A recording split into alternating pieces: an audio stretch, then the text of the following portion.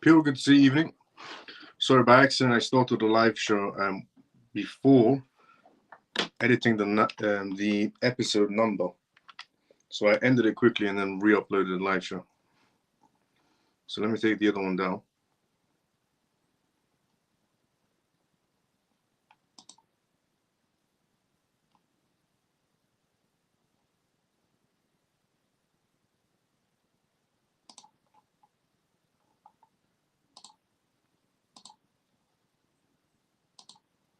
Okay, problem fixed.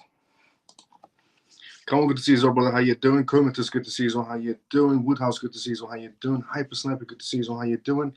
Messi, good to see you. How you doing?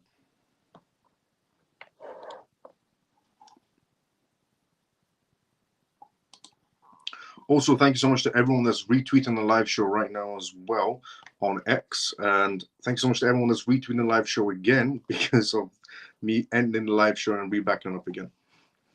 Denise, good to see you. How you doing? Mike, good to see you. How you doing? I'm doing great. Good evening, Miles. I'm on CMF. JP, good to see you. How you doing? Hey, up, Nate. How's it going? Woodhouse, good to see you as well. Evening, Miles of CMF. Joe, good to see you. How you doing?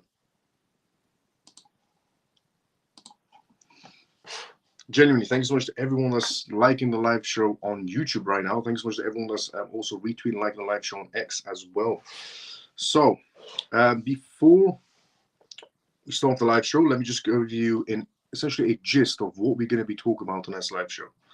Quite a mixture of news to go through, and at the end of the live show, quite a lot of XRP announcements to go through. Ripple announcements, XRP announcements, quite a lot of them to go through at the end of the live show. But we'll leave that towards the end of the live show so everyone's tuned in for it. Let's talk about the gist of what we're going to be talking about on tonight's live show. So, on tonight's live show, we are going to be covering news regarding USDC and how USDC's growth, USDC is doing incredibly well for itself due to the EU not letting USDT operate. We're going to be talking about the figures and the data points that just came out. We're also going to be talking about something quite major as well. A lot of major announcements on tonight's live show. But something also quite major about BitGo Exchange, where they've launched an entire network for institutions. We're also going to go through that on tonight's live show as well, which is quite a major announcement coming from BitGo. We're also going to be talking about Tucker Carlson's point of view on tonight's live show as well regarding who created Bitcoin. Now, we do know for a fact that Tucker Carlson is pretty much the #1 podcast on the planet right now. And he's overtaken Joe Rogan. So, I mean, that's massive as well.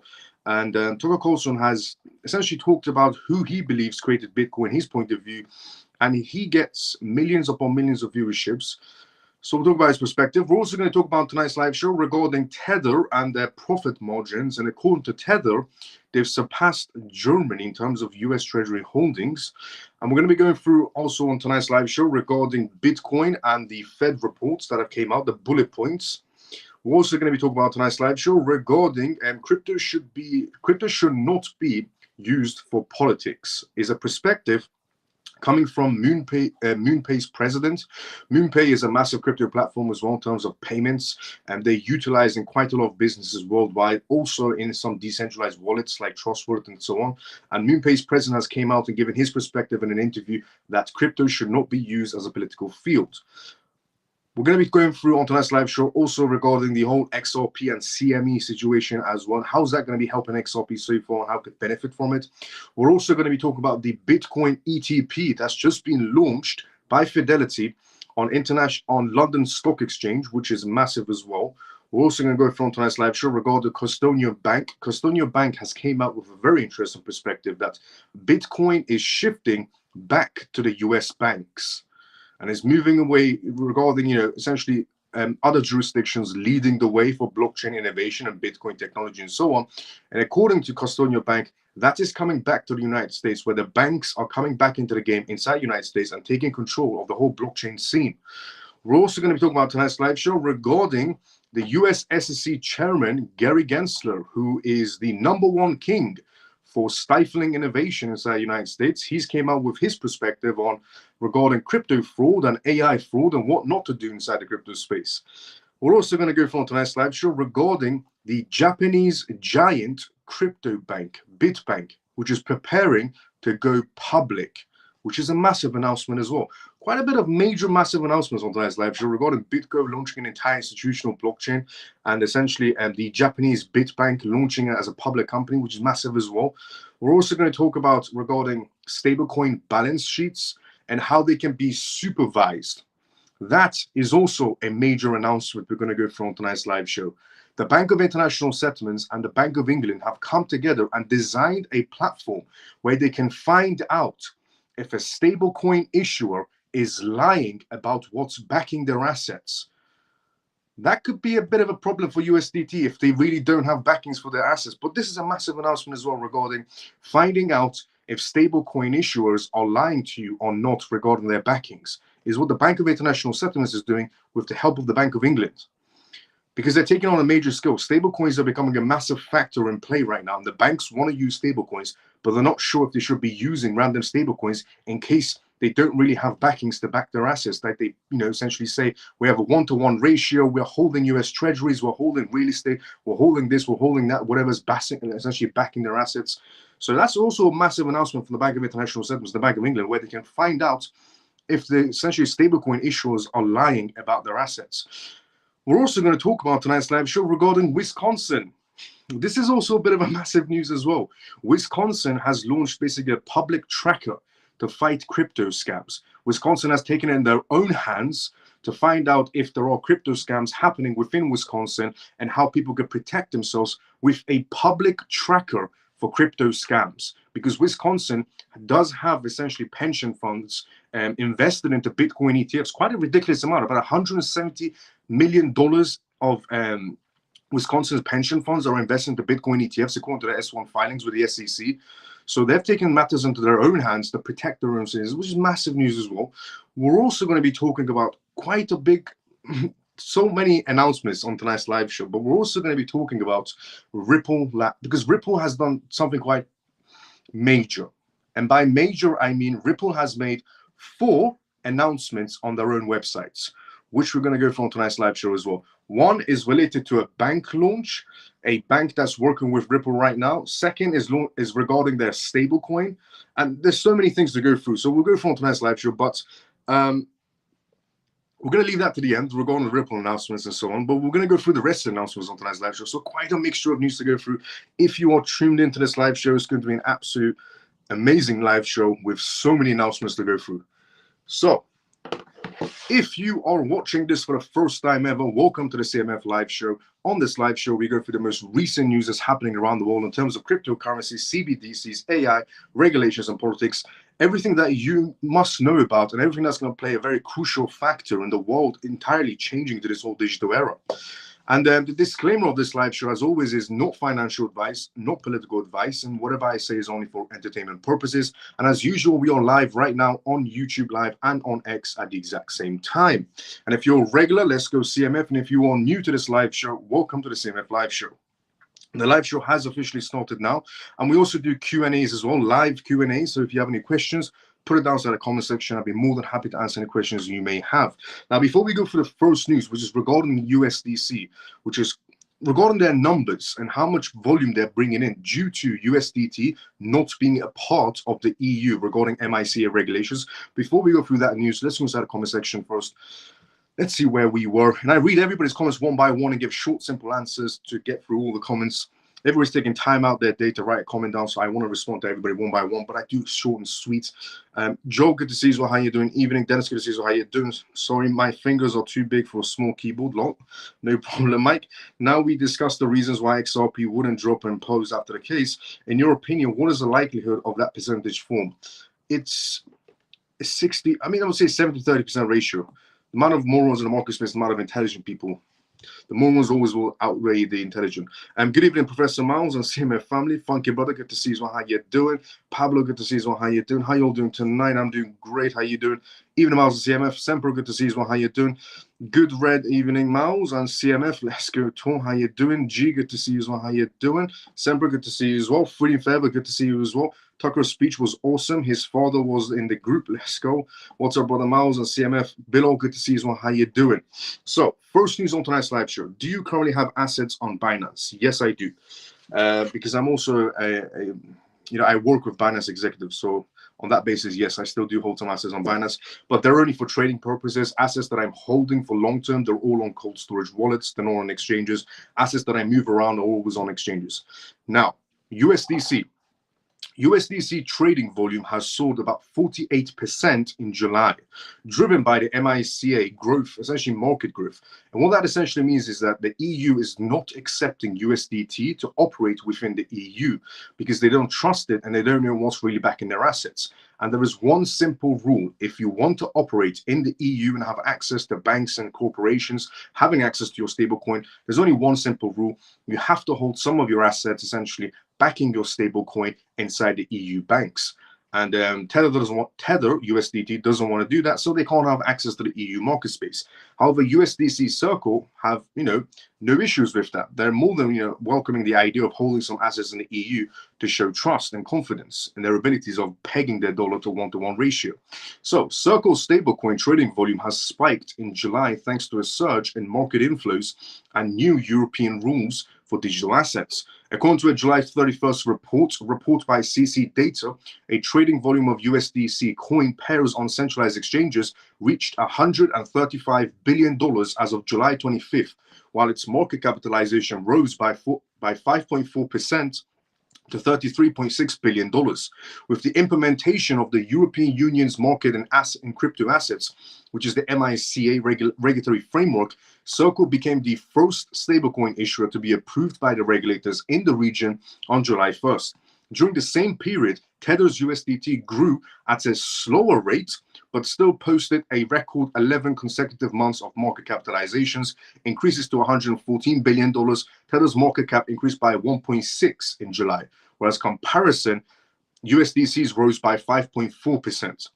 According to DeFi Llama, USDT retains the largest market share of any stablecoin at nearly 70% because they had a much more longer run. Now, in addition, on July 31st, Tether reported record profits of $5.2 billion in the first half of 2024. The stablecoin market capitalization saw a 2.1% increase during the month of July, reaching $164 billion at its highest level since April 22nd. Trading volumes on centralized exchanges, however, has shrunk by 8.4% to $795 billion as of July 25th, marking the fourth consecutive month of declines for USDT, while USDC is growing instead. EU exchanges delist stablecoins. Several exchanges in Europe have delisted stablecoins ahead of the implementations of the new rules that were implemented on June 30th. Under the new rules, issuers of stablecoins and asset references, ARTs, and e-money tokens, EMTs, must be based in European unions to notify the relative authorities and submit a white paper for approval. Large stablecoins may be subject to stricter regulations, such as a cap on their daily transactions and requiring that 60% of their reserves in cash deposits across several banks. Tether USDT didn't want to do that. They didn't want to hold 60% of their reserves across multiple banks, which is a bit odd, because if you want to remain the number one stablecoin, and they're asking you a very simple question of, do you want to hold several of your cash reserve assets in just multiple banks? It's your money. We just want to see that you have money so that you can operate in the EU. Because if you say you have money and we just go with your word of Tether has money, let's just believe Tether has money, and one day it turns out that you don't have backings, that could hurt the EU's economy. If banks are using USDT, if companies in the EU are using USDT, and one day it turns out USDT doesn't really have the backings they're saying they do, then the entire economy of the EU just goes down the toilet, depending on how much USDT they're using in terms of volume. So it's a very simple ask. If you want to operate in the EU, show you have reserves. Tether said, no, we don't want to show, and we don't want to hold it in several banks. Very few banks accept this type of business in Europe. It's already very difficult to get just one. Tether's CEO Pablo Andrew noted in a May interview, Tether's USDT CEO said essentially that they don't want to do this and that the EU is asking for too much. The EU is not asking for too much. They're actually asking for something that should be shown. If people want to have confidence in using USDT, if companies in the EU, banks in the EU want to have confidence using USDT, it's a very simple ask. Show us if you have backings. And Tether said, no, in a very simple way. Now, the next news to go front on us, and USDC is growing. Now, that's a perspective that when Ripple's RLUSD comes out, essentially real USD comes out, it's also going to grow in the EU as well. So, And on the topic of Ripple's stablecoin, towards the end of the live show, I'm going to make some major announcements as well. But now moving on to BitGo, which they've launched a massive platform. The crypto exchange, essentially BitGo, has launched an institutional Go network. Now, before I tell you what that is, we're going to go inside the comment section first. But it's a major announcement coming from BitGo as well. Before we go through that, let's go inside the comment section first. Let's see where we were at. Do you currently have assets on Binance? Yes, I do. Morning, Shelly. Good to see you as well. How you doing? How you been, Shelly? I've placed sell orders at various prices on Binance for XRP. As a UK resident, I'm allowed to use Binance.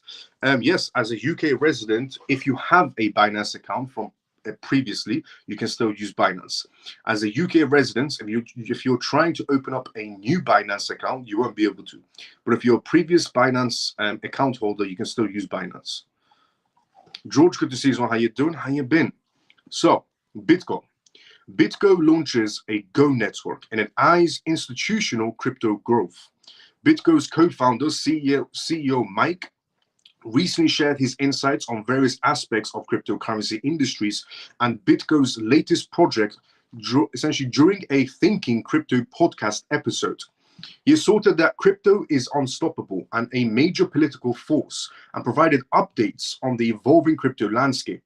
The CEO also revealed that BitGo has been actively expanding its team and initiatives to align with the current crypto market trends, including the launch of Go Network coming from BitGo Exchange. This new platform facilitates a post-trade settlements within qualified custodies, addressing a critical need for institutional clients in the crypto space. He also explained that while self-custody solutions suit individuals, businesses require more secure and essentially compliant methods. Therefore, the Go network aims to provide a fast withdrawal and custodially and qualified custodies, meeting the evolving demands of institutional clients in the crypto markets. Furthermore, he highlighted BitGo's growth in the crypto trading and custody services, boosted by the positive impacts of ETF market spaces. According to him, the company is preparing for the next wave of institutional investors. As I've said previously, as we go more into this digital world, I said this in 2023. I said in 2023, we're coming to the end of the road, and in 2024, essentially, we're shifting into a completely digital era where we're going to have more banks, more institutions. I tweeted about this as well about 5 months ago. I said we're shifting over to essentially more banks entering the field, more companies entering the field, more institutions, more CEOs, more directors, more ETFs. All of this is coming. And I tweeted this about 4 or 5 months ago, essentially, on X. And I repeated this also in 2023 going into 2024. And according to BitGo's CEO as well, they are also getting prepared for the next wave of institutional investors that are entering the markets, including conservative entitles like pension funds. To support this, BitGo is enhancing its global network of custodians with significant progress and regulatory approvals in regions like Dubai, Singapore, and Europe. They're aiming for pretty much everywhere they can. He also touched upon the cryptocurrency interactions with political landscapes. He explained that while crypto is often seen through a political lens, the real issue lies in the significant regulatory power held by the United States president.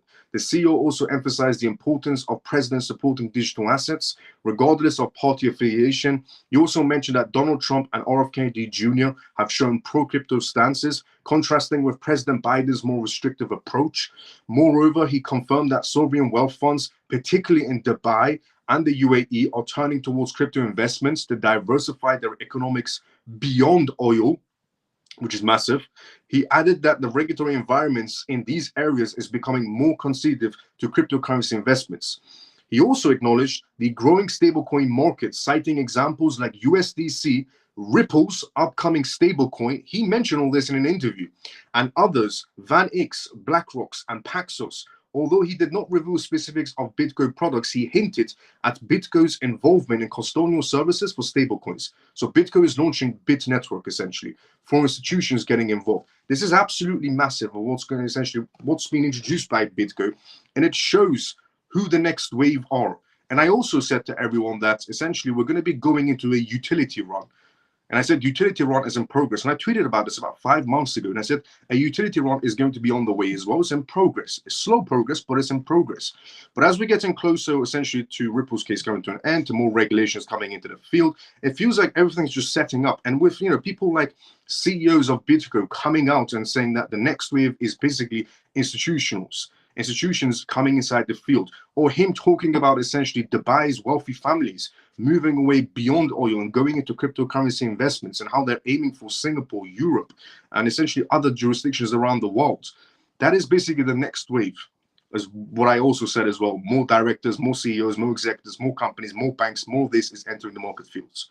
Now, because crypto is about utility, a lot of people still till this day see cryptocurrencies as stock options, but they forget that crypto has utility purposes, and we are going into utility. 2024 is the year all about the world genuinely, essentially shifting into a complete digital era. And Tucker Carlson says also, the next news that we're going to go from tonight's live show is Tucker Carlson coming out and saying that he loves Bitcoin. And Tucker Carlson has a massive viewership beyond Joe Rogan, apparently. He overtook Joe Rogan's podcast, which is massive news for him. And Joe Rogan also has a amazing podcast as well, if you've ever seen it. But Tucker Carlson has essentially, in an interview on his own podcast, talked about Bitcoin and what he believes in. And we're going to go through his perspective on. Tucker Carlson says he loves Bitcoin, but believes the CIA created Bitcoin, is what he said.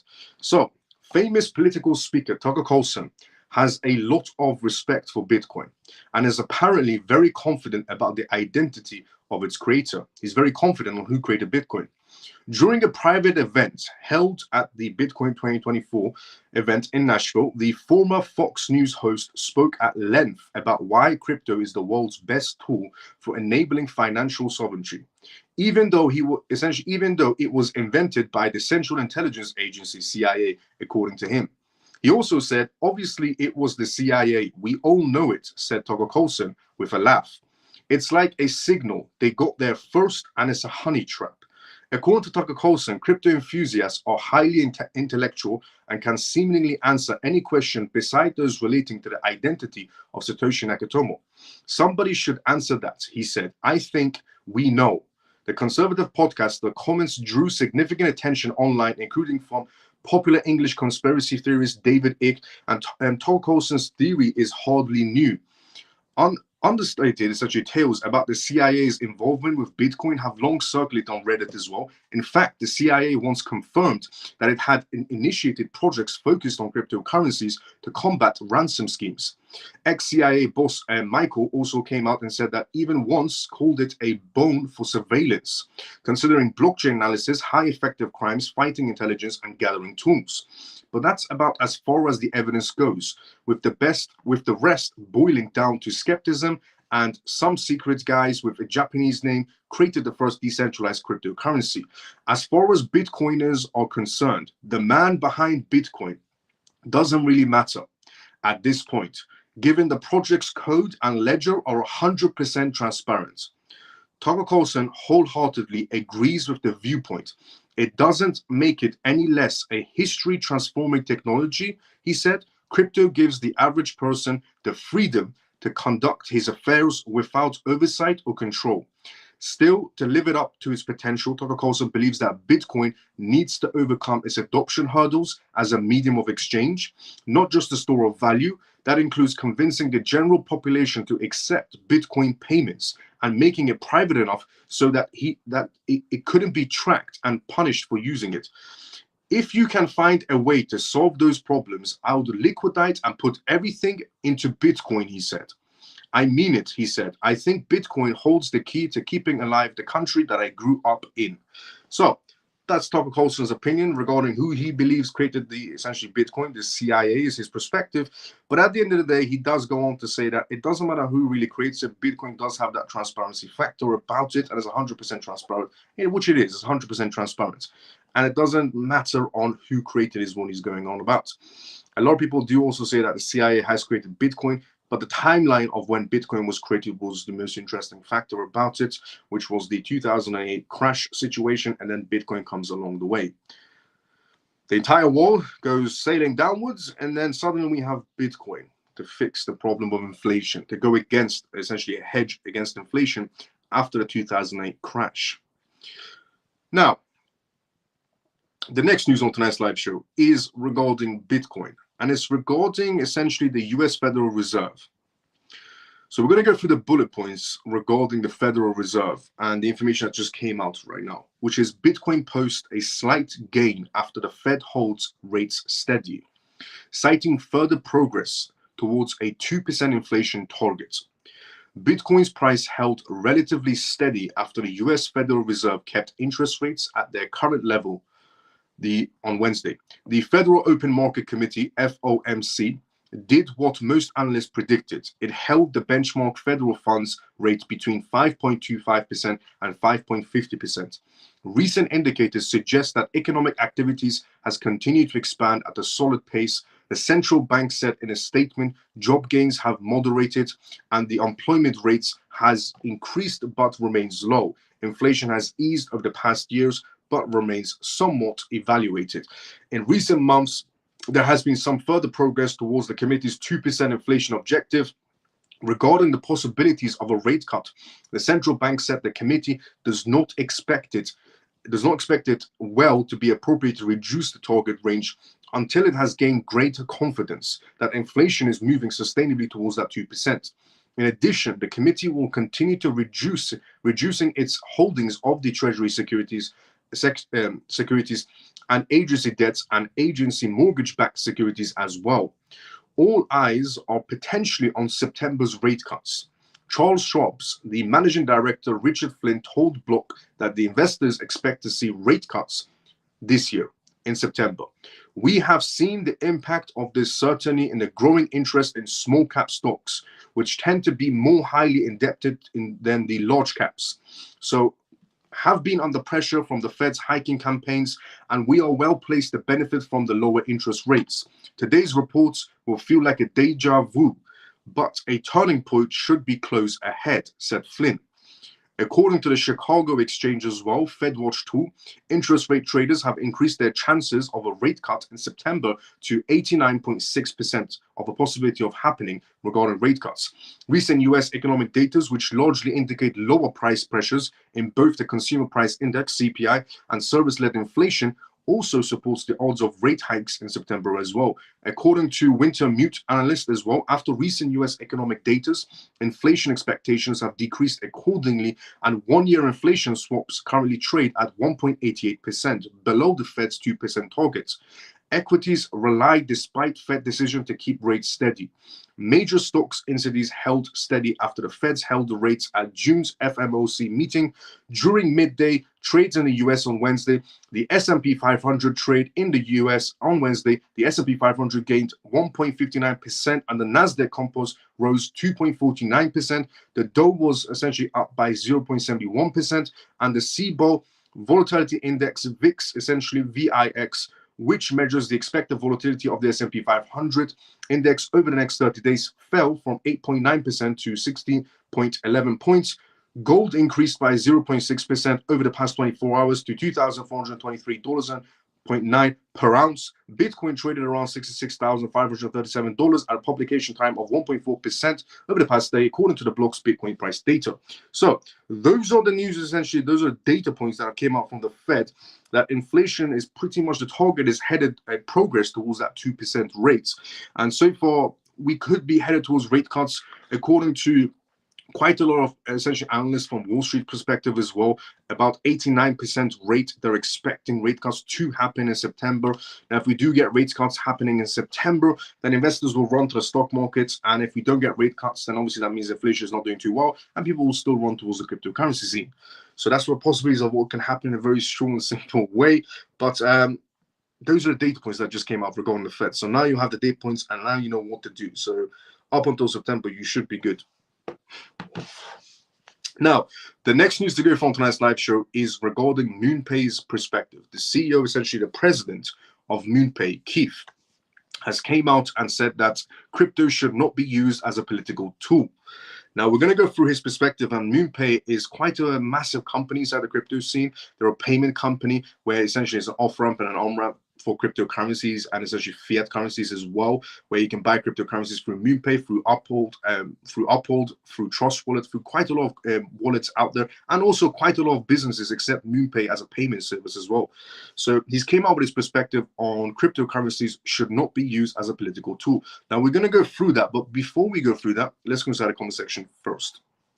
By the way, if you have any questions, put it down to the comment section, because it's a live Q&A basically. So let's see where we were. We were at here. Apparently the August 1st meeting has been cancelled. I think CJ gets 29th of September. Hello, Miles and family. Troy, good to see you as well. How you doing? How you been? David, good to see you as well. How you doing? Evening, Miles and CMF. Let's go. Hello, CMF. I hope that everyone has had or is having a good day. Let's go, Scott. Scott, good to see you as well, brother. How you doing? Miles, how are your parents? How are you doing? And how's your business? My business is doing very well. My family's doing very well as well. And I'm doing brilliant. How you doing, Scott? Good to see you as well. Hi, Miles. We'll watch the replay, no problem, Abundance. Good to see you as well. I'm running a program for our city that helps reduce crime among the young people, still finding time for my family. Let's go. Scott, that's absolutely amazing. And when XRP moons and make gains on Binance, will Binance tell HMRC or the FCA? Possibility high, yes. All exchanges will. Share our family program. Let's go, Scott. Definitely share this live show if you're enjoying it as well. And Joe, regarding HMRC or the FCA, or on basis what he's referring to, if you're wondering, what Joe inside the comment section right now is referring to is essentially that exchanges will alert the IRS or the FCA, or essentially, depending on your jurisdictions, if you do transactions above $5,000 on exchanges, they will alert them. And but it still operates in some sort of a gray area where they'll keep it on record for about 2 years before they release it. So you should be going on that side. But definitely check if the rules and regulations have been updated. Miles is an honest person. I trust him and benefit from his thoughts, knowledge, and perspective. Let's go, Scott. Thank you so much for the kind words, honestly. Thank you so much for the kind words. And Scott, what you're doing as well regarding the young people, reducing crime among young people, is absolutely amazing as well. Absolutely amazing. Only if you sell. Only if you sell. Yes, true. What Ronnie said as well, only if you sell regarding the exchanges.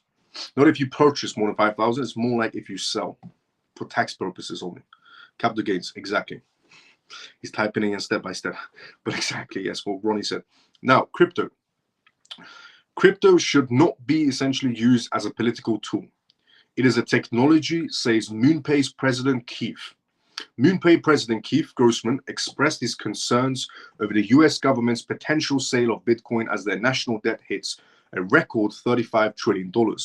So Grossman voiced his criticism by referencing a quote by essentially Albert Einstein, saying insanity is doing the same thing over and over, expecting different results. He questioned the government's decision to potentially sell up to $2 billion of their Bitcoin, which he referred to as the best performing asset of the past 20 years. Grossman also his reaction in response to the proposal put forth by Donald Trump and Senator Cynthia Lummis, which Senator Cynthia Lummis has been advocating Bitcoin quite a lot, just like Donald Trump and R.F. Kennedy Jr. has also as well. But Senator Lummis has also introduced a Bitcoin Act of 2024, which I shared on this live show yesterday, where essentially Bitcoin, she's trying to implement the act that Bitcoin should be used as a reserve asset for the United States to back their national debts. She's actually trying to put that forward as a proposal. Now, the proposal has received, advocating for street Bitcoin reserves. The proposal has received bipartisan support, but Grossman agrees that the government's potential sale of Bitcoin is misguided attempt to address the rising national debt. The U.S. national debt has reached an all-time high of $35 trillion, promoting discussions about financial strategies to mitigate the crisis. The potential sale of Bitcoin, a highly valuable asset, is one such strategy considered by the government officials. However, Grossman warns that this could be a short-term move, potentially jeopardizing the country's financial future. He also emphasized that the cryptocurrency should not be politicized, but rather properly regulated instead. And Grossman also highlighted that prediction market, Polymarket, exclusively partnered with MoonPay as well. So he made his own announcement at the end of his speech as well regarding his own company, MoonPay, partnering with Polymart. But what he has talked about regarding, if the United States does sell off a bit of their Bitcoin ETFs, it's going to be ending bad. And the quote he gave from Albert Einstein regarding, insanity is doing the same thing over and over again, expecting a different result. As in, if the United States sells their Bitcoin, it will be the worst thing they ever did, expecting the same result of Bitcoin maybe going to zero, which is never going to be possible. And also him stating that, which he refers to Bitcoin as the best asset, as the best performing asset of the past 20 years, which is also true as well if you look at the charts. So yes, I do agree with him that Bitcoin should not be used as some sort of political tool. It's a technology. It should remain a technology. I do also agree with him that if the United States does sell off their Bitcoins or some of their Bitcoins, it's definitely going to end very bad for the United States, because let's not forget, a lot of high-profile institutions inside the United States also hold Bitcoin. Quite a lot of banks also hold Bitcoin, and pension funds are towards Bitcoin as well. Regarding Wisconsin, Jersey, and a few other states inside the United States also have pension funds and Bitcoin as well, which is going to hurt their entire economy if they do decide to sell. So I completely agree with MoonPay's essentially president, Keith Grossman, that it would be the worst move ever. And I agree with his statement regarding the Albert Einstein quote as well, that it's an absolute insanity if they do that and sell off even some of their Bitcoin holdings. It's still a massive, big mistake, and it's the best performing asset for over 20 years. Now, the next news to cover on tonight's live show is regarding XRP, which is regarding XRP going live on the CME, which happened a few days, essentially for a small period of time now. And we're going to go through on how this could really benefit and how has it benefited since it's been listed. But before we go through that, let's go to the comment section first. Let's see where we were. We are at here. Hi, Miles. Coins keep dipping. What's the reason?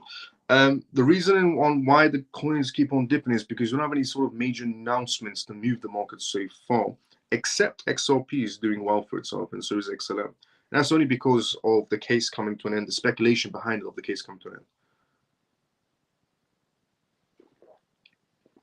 And the case should come to an end this year either way. So speculation or not, the case is coming to an end this year. Coins keep dipping also. Yeah, that's the reason. Not major announcements regarding those projects. Thanks, Miles. That means a lot coming from you. Let's go, Scott. Gary Gensler needs to adapt that quote, as that's what he keeps on doing. Fair point. What Shelley said as well regarding Albert Einstein point should also apply to Gary Gensler. Understanding your tax is also a necessity to be able to navigate the loopholes, i.e., borrowing against your assets, trust corporations. Yes, definitely. Understanding how to, when it comes to crypto tax, which is a big question for everybody that's holding cryptocurrencies. The number one question for, one of the main questions for people holding cryptocurrencies is crypto tax. If I sell, do I pay tax? If I sell at this particular price, if I sell at this particular exchange, and so on and so on. If you sell in any exchange, the exchange will alert your jurisdiction. Depending on what jurisdiction you're in, the exchanges will alert the IRS, for example, or the FCA, for example, if you're inside the United Kingdom, if you're in Singapore, the SEC, and so on and so on. Now, any jurisdiction will alert them if you do sell from crypto exchanges. Now, there is an alternative to essentially not pay crypto taxes in a very legitimate way within the law completely, which is just to borrow against your assets and you don't get tax on debt. It's the most simplest way. You don't have to move to another country to skip on crypto taxes in a very legitimate way. You can't, by the way, and you can't also just go to Dubai, for example. A lot of people's aim is to just go to Dubai and cash out on their crypto profits and, think that, that's it. I skipped on taxes. That's not really how it works. If you go to Dubai and cash out and come back to your own jurisdiction, you've just committed fraud and you're still liable for taxes.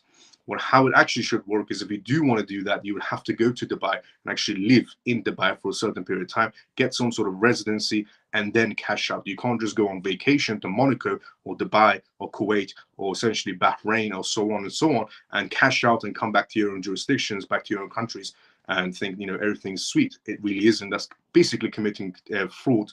Also, some sort of money laundering situation as well. You're going to be liable for many high fines, and also, depending on your jurisdiction, you could be liable for some sort of a prison sentencing as well. So don't listen to anybody inside the crypto space that's telling you can just go to Dubai and cash out and you're perfectly fine. Still, once your own government finds out what you did, you're still liable for some sort of a fraud and maybe a heavy fine as well. So if you do want to cash out in another country, you would have to actually go and live in Monaco, live in Dubai, live in Kuwait, Bahrain, or so on and so on for a certain period of time to get some sort of residency and then be able to cash out under their legislations. Then that's perfectly fine, but you can't go on vacation and do that. Also, another way to actually skip on tax is just to borrow against your crypto assets. You can just borrow against your crypto assets because you don't get tax on debt. So they can't tax you on debt. Now, you would be paying fees towards wherever you borrowed your crypto assets from. So let's just say HSBC Bank. HSBC Bank is actually offering this type of services very soon. And they're going to be starting from Hong Kong, and then they're going to be starting out in Dubai as well, and then the UK and the EU and so on and so on. So HSBC Bank is not going to be the only bank offering this. Standard Chartered Bank is also offering this service as well. And a lot of exchanges are going to be offering this service. A lot of banks are going to be offering this service as well. Some companies out there right now inside the crypto space already offer this service of borrowing against your crypto assets, but because we don't have a clear set of regulations, I wouldn't recommend it to anybody, just in case things go south and that platform goes south as well, and then your money's gone. So if you want to borrow against your crypto assets and skip on taxes in a very legitimate way, within the law, but it doesn't matter where you are around the world, you can do this inside the United States and skip on taxes, the UK, the EU, wherever you live around the world. But I would preferably wait for full-on regulations. So then when you do go through the process of borrowing against your crypto assets, you're perfectly fine, and you know that your crypto assets won't be lost in the process, you know, just in case the SEC tries to sue the platform you borrowed against from. Because if you borrow from HSBC later on after regulations, or Binance after regulations, or Coinbase after regulations, you're perfectly fine, and you know nothing will ever go south on that basis. So the number one way basically is to borrow against your crypto assets to skip on tax. You would be paying some sort of fees on that process as well, but the fees will be 10 times lower than any sort of crypto taxes you can be liable for. And it is also, when your assets are higher up in value, you can borrow again, pay off the previous loans essentially, and just borrow again, pay off the previous loans every time it goes higher and higher and higher. And once you build that relationship with the bank or the custodian that you're borrowing from, they'll give you more and more and more on your essentially asset holdings. So that's the number one way to do it regarding crypto taxes. Don't go on vacation to Dubai and, you know, cash out. You're going to be liable for heavy fines when you do come back to your own country. The Weasel needs to go skydiving regarding Gary Gensler, NXAR, C-Paul, and MGB. Any thoughts? I don't have any thoughts on them. If Derek messaged me, I'll take a look at them definitely. Gary Gensler has plenty of Bitcoin. We need to ask this idiot if he holds it. Yeah, Gary Gensler, if you didn't know, Gary Gensler holds, not in terms of crypto assets, we don't know what crypto assets Gary Gensler is holding, but we do know how much money Gary Gensler has in terms of assets. And he has roughly about $100 million. So since day one, Gary Gensler entered essentially as a chairman until now, he's racked up about $100 million. Now, is that because Gary Gensler has very, very high wages, and that's why he's racked up roughly about $100 million? Or is it because Gary Gensler is doing quite a lot of deals under the table? It most likely couldn't be his wages. His wages aren't that high for them to be earning from the day he entered office until now about $100 million. So somebody's definitely feeding this guy contracts under the table.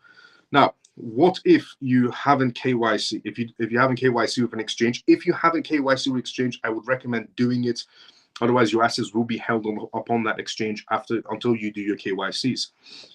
Education understanding of your tax is essential. Put half the amount of that time you spend on crypto into tax. That will save you a lot of money in the long run. Yes, it will. Two, essentially, if you're inside the crypto space, two main factors should be on your radar. You know, there's that one main factor of doing actual research and going for legitimate projects. Sorry, three main factors. There's one area which is essentially the main factor is do your research and go for legitimate projects. The second area you should be focused on inside the crypto space is regarding taxes, which is quite a big issue. And the third area you should be focused on in the crypto space is security, regarding not getting scammed, not falling for tricks, not falling for hacks, and so on and so on. So safeguarding yourself, understanding taxes, doing correct research, you should be pretty much fine inside the crypto space. Shouldn't he have to disclose that as a part of his job? Regarding Gary Gensler, Gary Gensler has difficulty of disclosing anything, to be fairly honest. So XRP is the next news we're going to go through. So the previous news that we just talked about was regarding the Fed rates and regarding inflation rate, and regarding September could be a possibility of rate cuts. Now the next news to move on to is regarding XRP news, Ripple news. So XRP goes live on the CME. Now the new benchmarks for XRP and US/USDT as a pair are now available. Now XRP, the cryptocurrency associated with Ripple Labs, has found itself on a new home, launching at essentially on the Chicago Exchange CME. Notably, CME, one of the world's leading derivatives platforms, has added a new benchmarks like XRP and USDT to its track of XRP. CME expanded offerings to include XRP's benchmarks. Now, this happened essentially a few days ago, roughly, but we have the updates on how this could possibly benefit XRP in the long run. Now, recalls that CME has announced its intentions to list XRP benchmarks on its platform, as noted in an earlier article, which essentially is CME getting ready to launch XRP genuinely on their platform somewhere down the line. Now, this case is coming to an end, and this is an indication of somewhere down the line isn't that far. The idea is to ensure XRP's price can be reported in a trusted and transparent manner across platforms. Aligning with an earlier announcement, CME has now officially added XRP's benchmarks. Two XRP benchmarks confirmed at the CME platform include the real-time index for XRP's USD pair, and the reference rate for XRP USD pair as XRP USD underline RR. The reference rate daily measures the value of XRP in US dollars. The CME calculates it once a day using trade data from selected crypto exchanges. On the other hand, a consistent up-to-date price of XRP against the US dollars provided by a real-time index. To determine rates, CME uses a methodology that involves averaging the XRP trade prices over a given period on few crypto exchanges like Coinbase and Bitstamp. By doing this, the effects of outliers and short-term price volatility are lessened. Now, the rate can be used as a benchmark in derivatives, financial contracts, and other XRP-related financial instruments. The CME partnered with Crypto Facilities CF, a UK-based crypto trading platform, to offer these rates as well. It is interesting to note that CME classifies XRP under the payment and store of value subcategory, which is also massive to see as well, because according to Mr. Gary Gensler, or Gary Gensler the Weasel, XRP is technically a security according to him, but according to CME, which is one of the biggest essentially platforms in the entire world, the Chicago Exchange, XRP is under the category of payment and store of value. This has brought reactions from the XRP space as well, who have long maintained that XRP is a payment utility token. As a reminder, XRP has witnessed intense scrutiny from regulators from the US Securities Exchange Commission, SEC, claiming that an asset is security. Although the matter is yet to be finalized, Judge Anas Torres ruled in July that the pro-market sales of XRP on exchanges do not constitute as a security.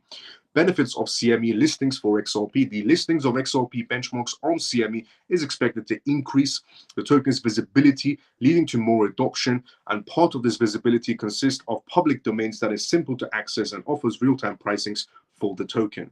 So being listed on it, essentially CME is absolutely massive for XRP. The category that CME Chicago's Exchange put XRP at is also a massive, essentially, green light as well regarding putting XRP as a category of for payments and store of value. So payments and store of value, which is massive, because they could have listed as security, they could have listed as any category they wanted it, but they listed as the category that XRP was supposed to be in and is supposed to be in, and which is payments and store of value.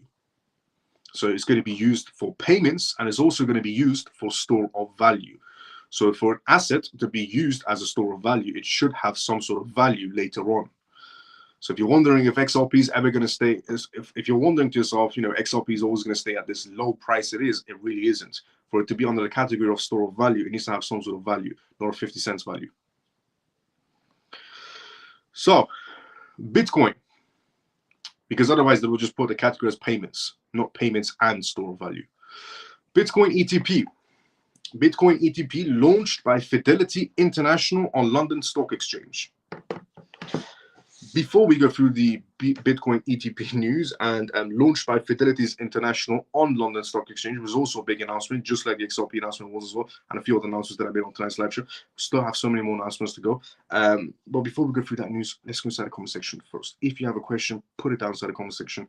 I'm reading everybody's comments one by one. and giving short, sweet answers. Shouldn't he have the Hi Miles and CMF? Is it time to turn on my CMF TV? Good to see you guys. How you doing, TMC? Good to see you as well, Theos. How you doing? Miles, as you shared in other sessions, this guy taught cryptocurrencies. I find it hard he hasn't invested quietly in crypto. He should be required to share his investments. He should be, yes. I think one crypto firm or a crypto lawyer should come forward and put Gary Gensler under the microscope and make him squeal. Because I believe also that Gary Gensler is definitely holding cryptocurrencies, because he's the main manipulator of cryptocurrencies. The main threat to cryptocurrencies isn't scams, it isn't hacks, and it isn't even politicians. The main threat to cryptocurrencies is Gary Gensler. Now, you might say, well, how is he the main threat? How can Gary Gensler be the main threat to cryptocurrencies and not scams or hacks or politicians? Well, America has the biggest market, and it plays a massive role. And according to the Bank of International Settlements, when the American markets sneeze, the world markets essentially catch a cold. So America has the voice of reasoning when it comes to any sort of market space. Believe it or not, it does. And Gary Gensler is the king of stifle. He stifles any sort of essentially innovation in the United States, which damages the progress outside the United States as well. And on that basis, the number one threat to cryptocurrencies is not essentially hacks or scams or politicians. It's actually Gary Gensler, the number one threat to cryptocurrencies, the threat to essentially stifling innovation. And on that basis, he can manipulate the price points of a lot of crypto assets. He went after Solana. I'll give you an example. Gary Gensler sued Binance on the basis that Binance was selling securities. And the crypto projects they listed was Solana, Cardano, quite a lot of crypto projects they listed. And he essentially manipulated the price points. When that news first came out, that Gary Gensler sued Binance on a separate case for selling unregistered securities, and they listed a number of crypto products like Solana, Cardano, Mana, and so on and so on and so on. When that news came out, it definitely manipulated the prices of those projects. When that news first came out, it manipulated the price of those projects. The same way as manipulated the price of XRP, same way as manipulated the price of so many assets. So he's the main manipulator when it comes to cryptocurrencies in terms of prices. So he can manipulate any asset, and if he wants under the table, go for it. I mean, the guy grew his portfolio. We don't know if it's crypto. We don't know. Most likely, we don't know if it's cash. We don't know if it's crypto. We don't know if it's residential or commercial properties.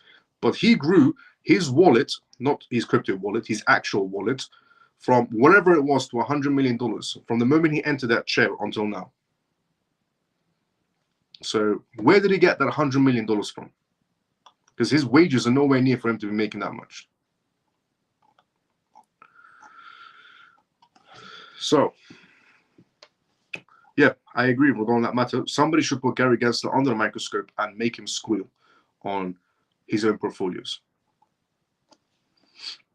Because he's definitely holding something, because he's manipulating the hell on price points of crypto projects for a very long time now.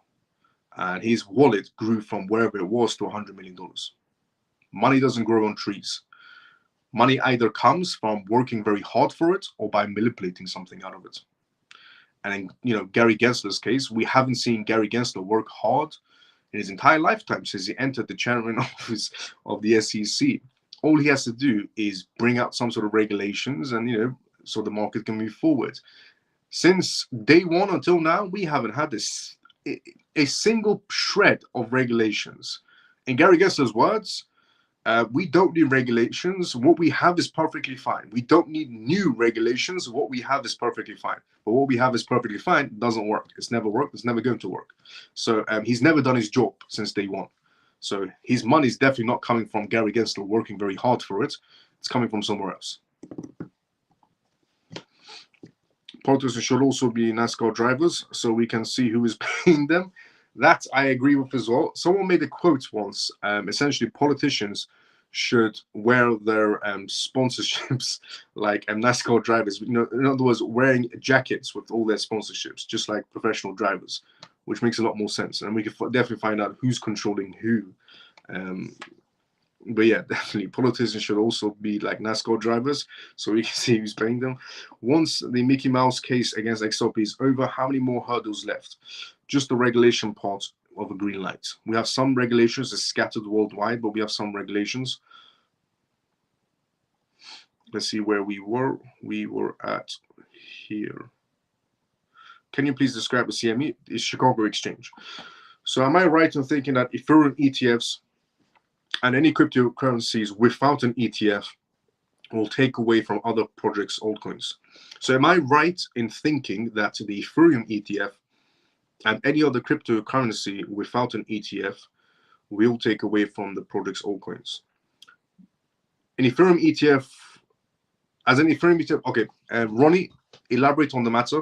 Ronnie, elaborate on the matter of, are you referring to Ethereum ETFs being a good thing? Are you referring to ETFs in general being a good thing or a bad thing? Are you asking the question of Ethereum ETFs are bad or good, or in general ETFs are good or bad? Is that what you're referring to?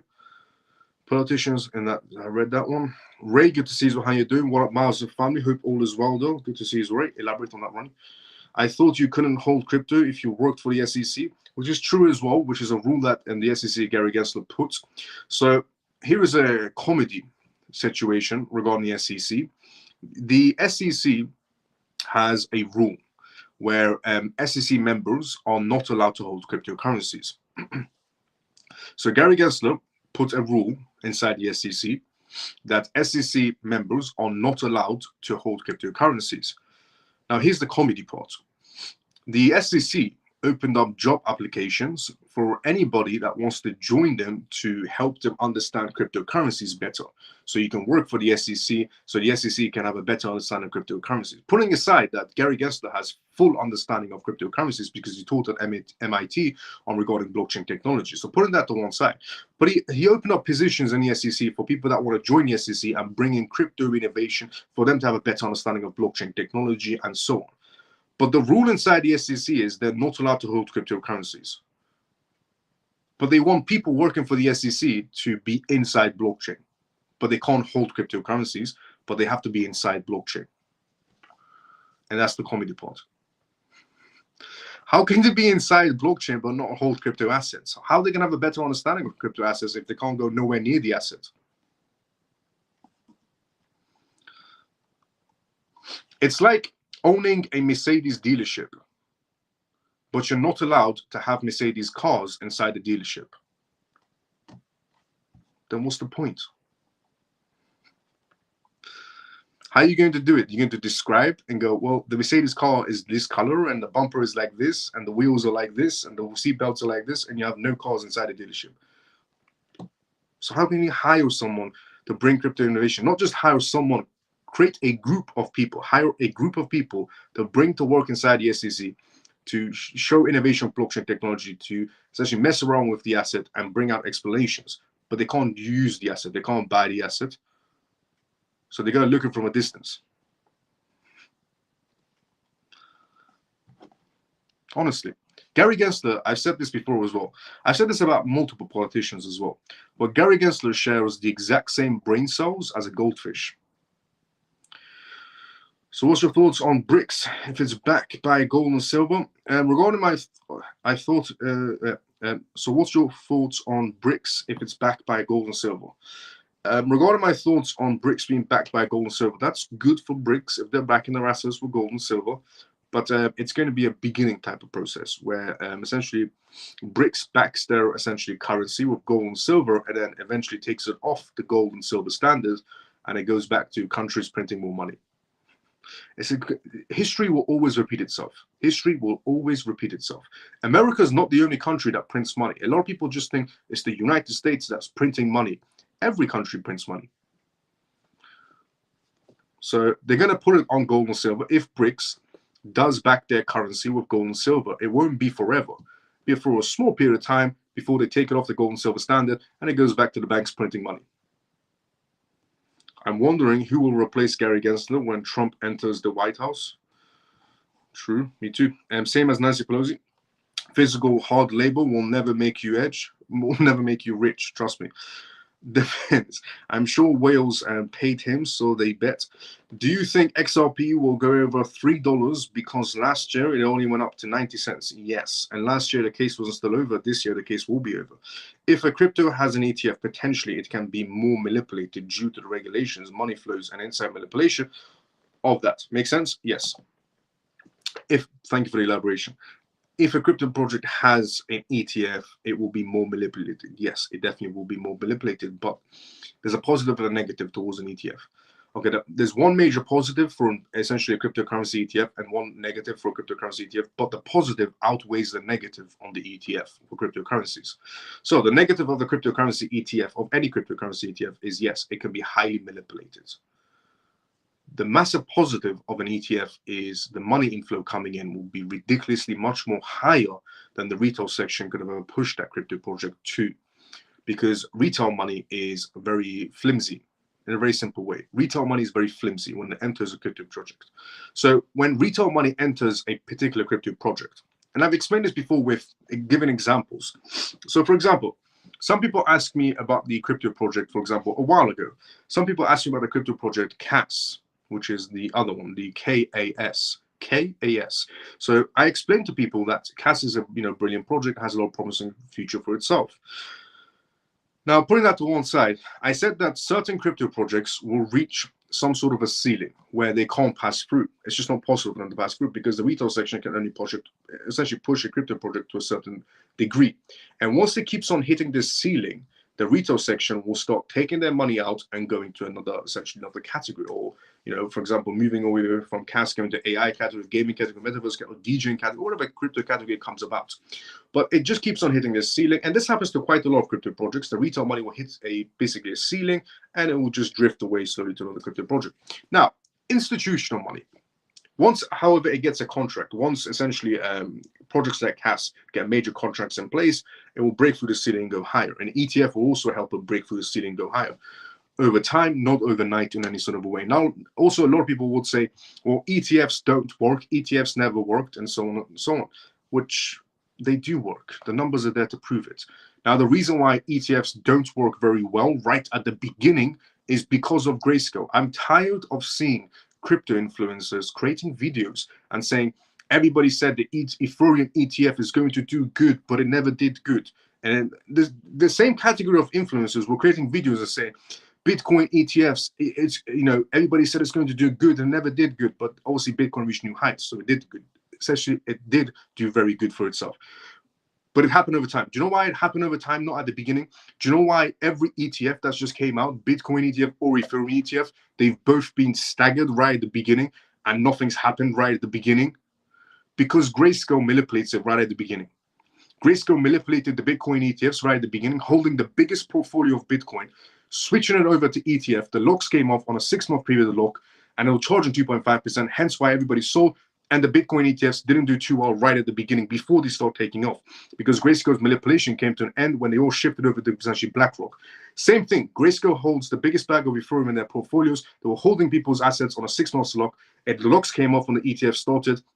Everybody sold because Grayscale was holding a 2.5% fee.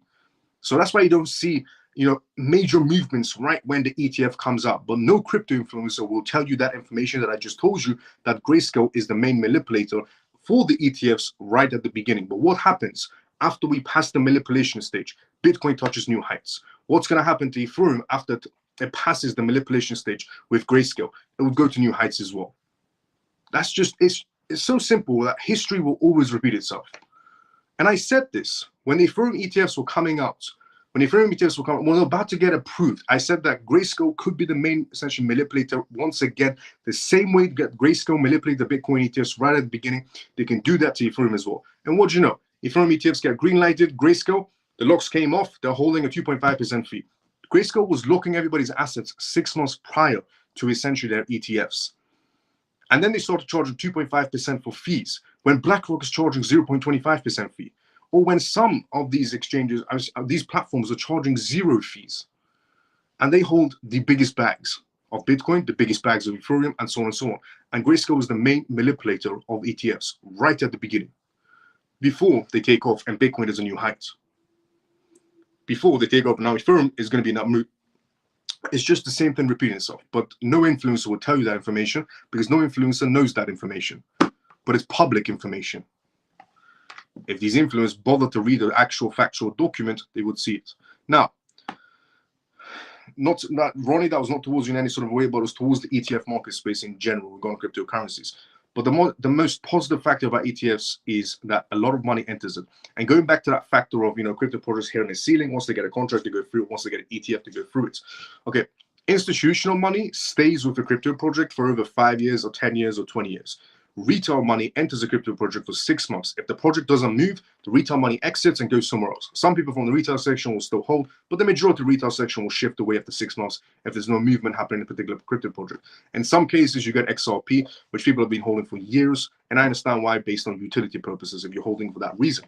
But on the basis of the ETF situation, the negative is only that, yes, it can be manipulated. But the massive positive is, over time, a lot of money will enter it. And institutional money stays with crypto projects. Institutional money doesn't enter a crypto project for 6 months and just drifts away to another project. It stays in that project for 5 years, 10 years, 15 years, 20 years. Why? Because institutions have a mentality of money is not made overnight. Money is made over time. Is how they see it. They think about the building part, essentially, of building towards the future, and they only go towards legitimate projects. They're not going to be entering Camel token with their money. They're going to be entering legitimate crypto projects, and they're going to be holding for 5 years, 10 years, 20 years, and so on, because they believe on the ideology of money is made over time, not overnight. So, massive positive for ETFs is more money.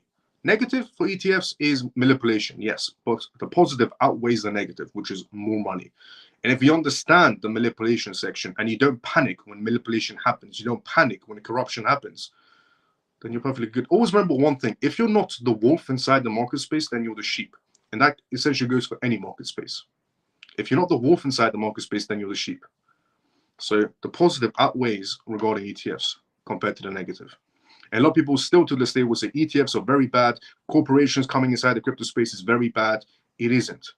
More corporations equals to more money. Yes, it equals to more manipulation. I said this before the corporations even entered the beginning of 2024. I said this. I said more executives, the more executives, the more directors, the more companies, the more banks that enter the crypto space in 2024 expect a lot more manipulation, but also expect a lot more money. So there's people inside the crypto space that will tell you that ETFs are bad for the crypto space. Banks coming inside the crypto space is bad. Essentially, all these institutions coming inside the crypto space is bad, and so on and so on. It's not bad, and it's going to happen either way. And the simplest way to get around that is go for projects that are going to be benefiting from the banks entering. Because a lot of people say, go against the system, go against the system, go against the banks, go against the the institutions, go against the ETFs, and so on. No, worst idea ever. Go inside projects that are going to be benefiting from the regulations, because a lot of people also hate the regulations inside the crypto space as well. They say, oh, regulations will centralize everything. Well, it's going to happen either way. So here's how you get around it. Choose crypto projects that are going to benefit from regulations. Choose crypto projects that are going to benefit from the banks coming in. Choose crypto projects that are going to benefit from the companies and massive institutions coming inside the play. So choose crypto projects that will benefit from all of these things regarding the corporate sector coming in. That's going to benefit from it. Don't go for crypto projects that's going to go the opposite way of distancing itself from the banks and institutions and regulations, because that won't end you well in the long term or the medium term, depending on how fast the regulations come. Choose crypto projects that are going to benefit from banks coming in. Choose crypto projects that are going to benefit from institutions. Choose crypto projects that are going to benefit from regulations. And then you'll be on the safe side moving forward, because that's where all the money is going to be in. So ETFs in general, one negative, manipulation, yes. But manipulation plays a massive role in any market space. But the money coming in outweighs its negative. If BRICS does use gold and silver backing it, how does that manipulate the price of gold and silver? How would that manipulate the price of gold and silver if BRICS is going to be backing it? It shouldn't manipulate it unless they're holding a staggering amount. Hello, Miles and CMF. Lena, good to see you. How you doing? When I started in crypto, everyone told me I was daft. When I started in crypto, everyone told me I was daft. Now they want my advice: beat your own drum. Do what everyone else isn't, being the 1%. Yeah, honestly, I agree. Would it be safe to say that the CMF is holding at least 1,000 XRP would become millionaires by 2030? So £1,000 per XRP by 2030? Yes, definitely would be safe saying that. Compound interest is the 8th wonder of the world. Yep. Now, regarding the matter of Bitcoin, which is massive announcement as well, coming from London Stock Exchange, and Bitcoin and Fidelity. Bitcoin ETP, launched by Fidelity International on London Stock Exchange, goes live today. Launched on the London Stock Exchange, LSE, Fidelity's International Physical Bitcoin Exchange-Traded Product, ETP, is a revolutionary step. Professional investors are taking notice of this major development for cryptocurrencies in the United Kingdom, UK. This announcement has boosted crypto market players' confidence amidst a lot of chatter in the ETF sector. Following the Financial Conduct Authority's decision to permit crypto asset-backed exchange-traded notes, ETNs, for professional investors, Fidelity has introduced its new product. Companies like Fidelity, WisdomTree, and Global X are now able to provide crypto products to customers in the UK. This is because of the shift of regulations from the FCA. Growing interest. The Fidelity Physical Bitcoin ETP, on the other hand, is backed entirely by Bitcoin and attempts to follow its price fluctuations. With an ongoing charge figure, OCF, of just 0.35%, a considerable decrease from its previous 0.75%, it gives a competitive advantage. The raising interest in cryptocurrencies around the world has heightened by Stefan Kuhn, the head of ETFs and index distributions in Europe at Fidelity. Moreover, he said that the first Bitcoin exchange-traded funds ETFs, which were approved by the United States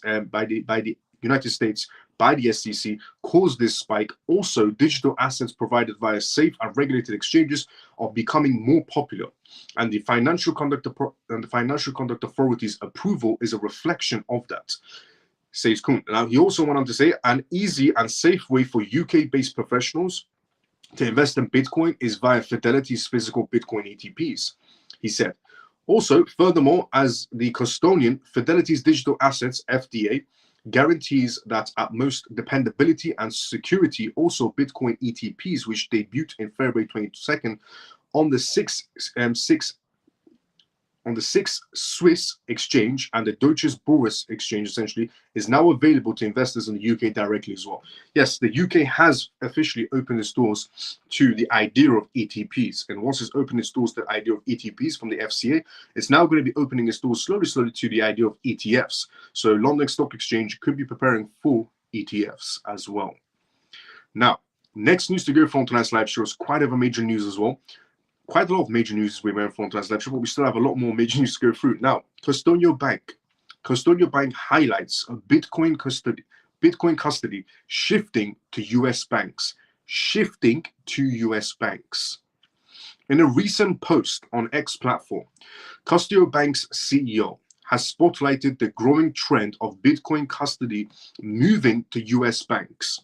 This shift is driven by the need for asset segregation and bankruptcy protections, which specialized charters like Wyoming's SPDI offer. Custodial Bank highlights crypto shift from exchanges to banks. Custodial Banks and Kraken Bank claim to lead the transformation of Bitcoin's custody. Custodial Bank's CEO, in a recent post, emphasized that US banks are becoming preferred for Bitcoin custody due to legal protections. Meanwhile, these banks provide superior security by segregating assets and ensuring bankruptcy remittances. Now, Wyoming's essentially SPDI bank charter anticipated this need, setting up a framework that crypto-native banks like Custodial Bank and Kraken can now utilize. In addition, Kraken also highlighted its crypto custody services tailored for institutional clients in the US, in the UK, and Australia. They offer segregated assets, advanced controls, and industry-leading security measures. This shift signifies a growing interest in banks over traditional crypto exchanges for holding digital assets securely. Something that essentially was discussed by BitGo as well. BitGo launching an international stage. BitGo also getting ready for the next wave, which they said is institutional investors. Legal protections that I talked about earlier on this live show as well regarding BitGo network. Now, legal protections and institutional appeals. Custodial Bank CEO pointed out that the legal protections offered by these specialized bank charters make them an attractive option. This shift is not just about security, but also about compliance and trust. Institutions require robust legal frameworks to ensure their investments are safe and accessible. The state-chartered banks in Wyoming are also equipped to meet these demands with their cutting-edge regulatory standards. Besides Kraken's essentially announcements of this qualified crypto custody solution, further underscores this trend. Meanwhile, they provide an institutional-grade custody services with segregated assets and state-of-the-art controls. This service appeals to clients in the US, UK, and Australia, offering them a regulated and secure way to manage their crypto assets. The focus on asset segregation ensures that institutional clients' assets are kept separate from the banks, adding an extra layer of security. However, the emphasis on cutting-edge controls and trust and industry-reversed security highlights the bank's commitment to maintaining the highest standards in crypto custody. This approach not only enhances security, but also builds confidence among institutional investors who prioritize both safety and regulatory compliance. So, basically, with BitGo essentially coming out, BitGo's exchange coming out and saying that they're launching BitGo Network because the next wave of investors coming on board are institutional investors. Same thing that's been repeated by Costio Bank CEO. The next wave is basic institutional investors, and they want to keep their assets safe. Same thing that's essentially announced by Kraken as well. The next wave of investors inside the market space, inside the crypto market space, are institutional investors, and they want to keep their assets safe. Everybody's indicating that the next wave of investors entering the crypto market are institutional investors. Why? Because of all the regulations coming in, and the banks are getting prepared. Now, and they're launching in the UK, US, and Australia at the same time. Now, this is why I say you got to choose crypto projects that are going to benefit from the banks coming in, that are going to benefit, that choosing crypto projects that will benefit from the banks coming in, that will benefit from the regulations coming in, that will benefit from the institutions coming in. Choose crypto projects based on that. And how you can do that is easy. It's very easy to find out if a crypto project is going to benefit from banks coming in or institutions or regulations. One, if that particular crypto project has licensings that are going to be able to, for it to be able to operate within the law, within that jurisdictions or multiple jurisdictions, then you know that that crypto project is headed in the right direction.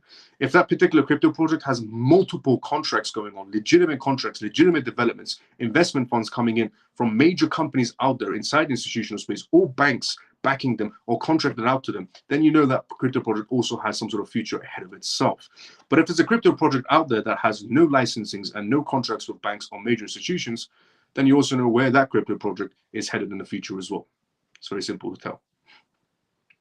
Now, the next news to talk about tonight's live show is US SEC Chairman Gary Gensler, and it warns against AI and crypto fraud.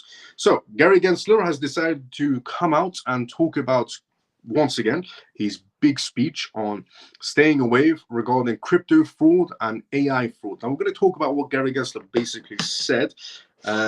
Before we go through that, let's go inside the comment section first. Let's see where we were. We were at Bitcoin goes sideways every Friday to Sunday. Market maker traps long and short equals liquidity. Someone is making a lot of money. Yes, they are, definitely. Lena, thank you so much for the £5 donation. We appreciate you, Miles. Thank you so much for the kind words, Lena.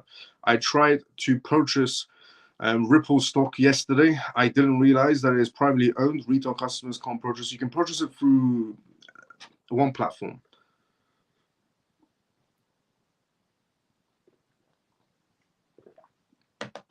There is one platform I'll find it.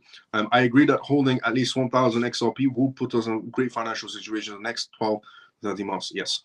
Monzo, I agree as well, Scott. And Lena, thank you so much for £5 donation towards the CMF hedge fund. And thank you for the kind words as well. Monzo is doing a good job and bringing new investors, offering on their banking services to be able to buy crypto. That's good to hear regarding Monzo, because Monzo wasn't very crypto friendly for a while. Starling Bank isn't really crypto friendly either inside the UK still, but Revolut has always been crypto friendly.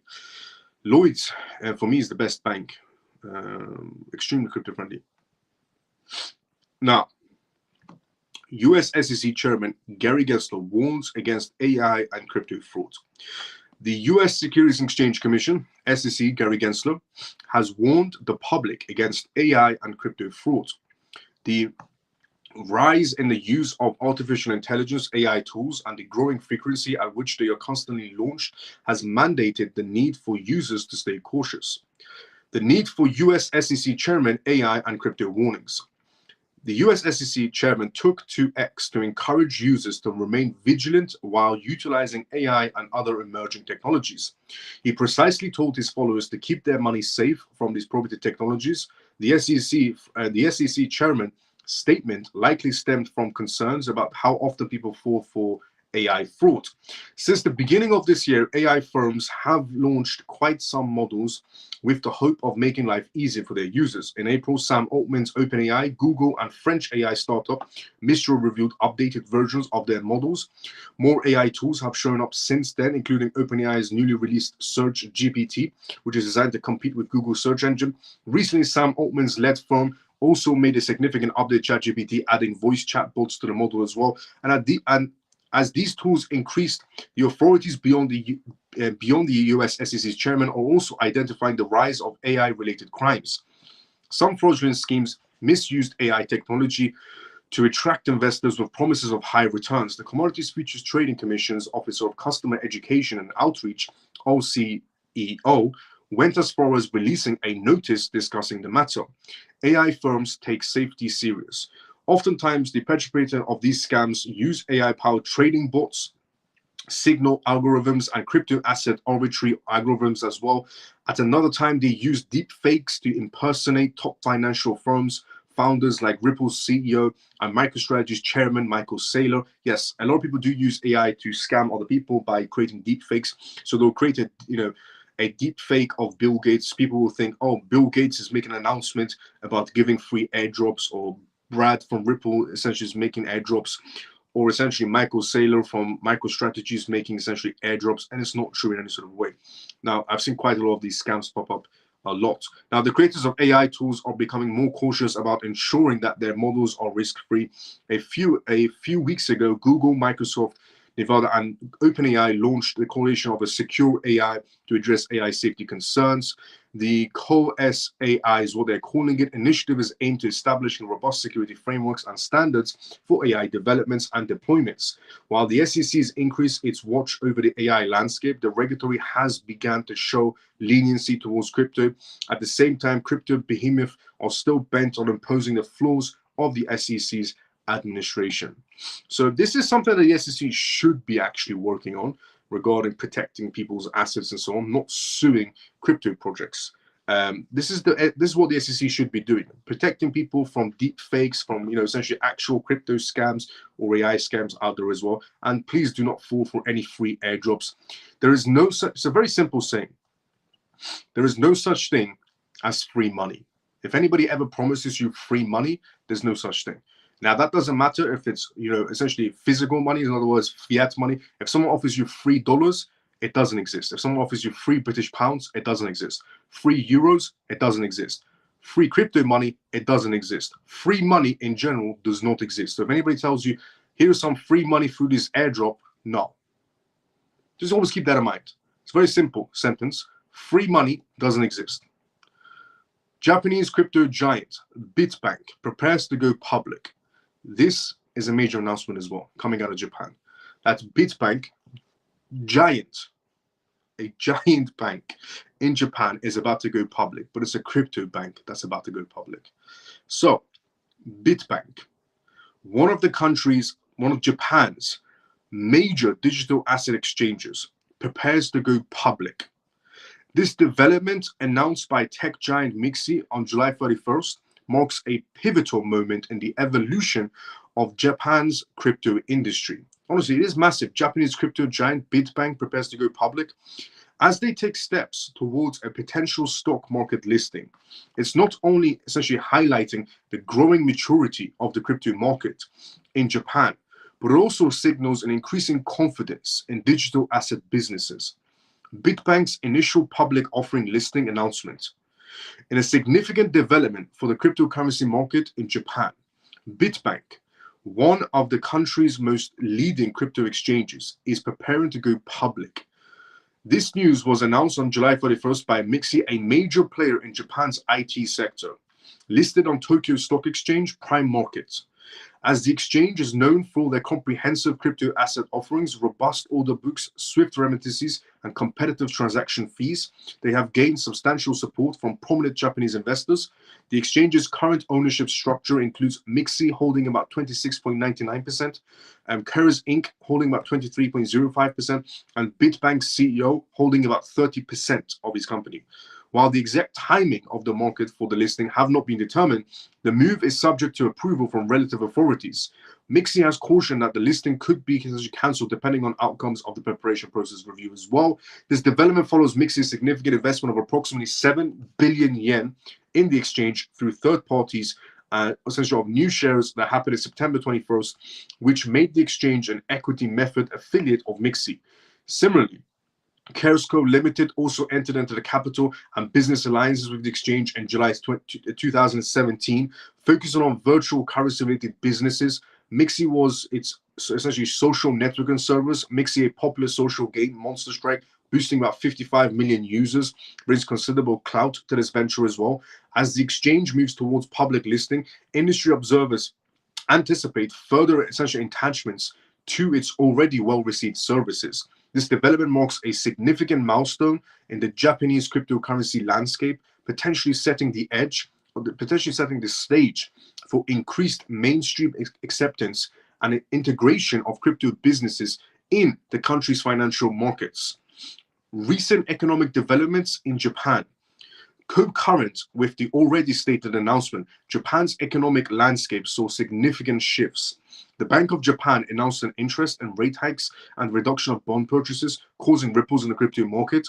According to an early report by CoinGate, this led to Bitcoin's price briefly dropping to 65,500 before recovering to around 66,000. Now, regarding the Bank of Japan raising interest rates to 0.25% and announced plans to reduce its monthly bond purchases to around 3 trillion yen, which is about $19.6 billion by the first quarter of 2026.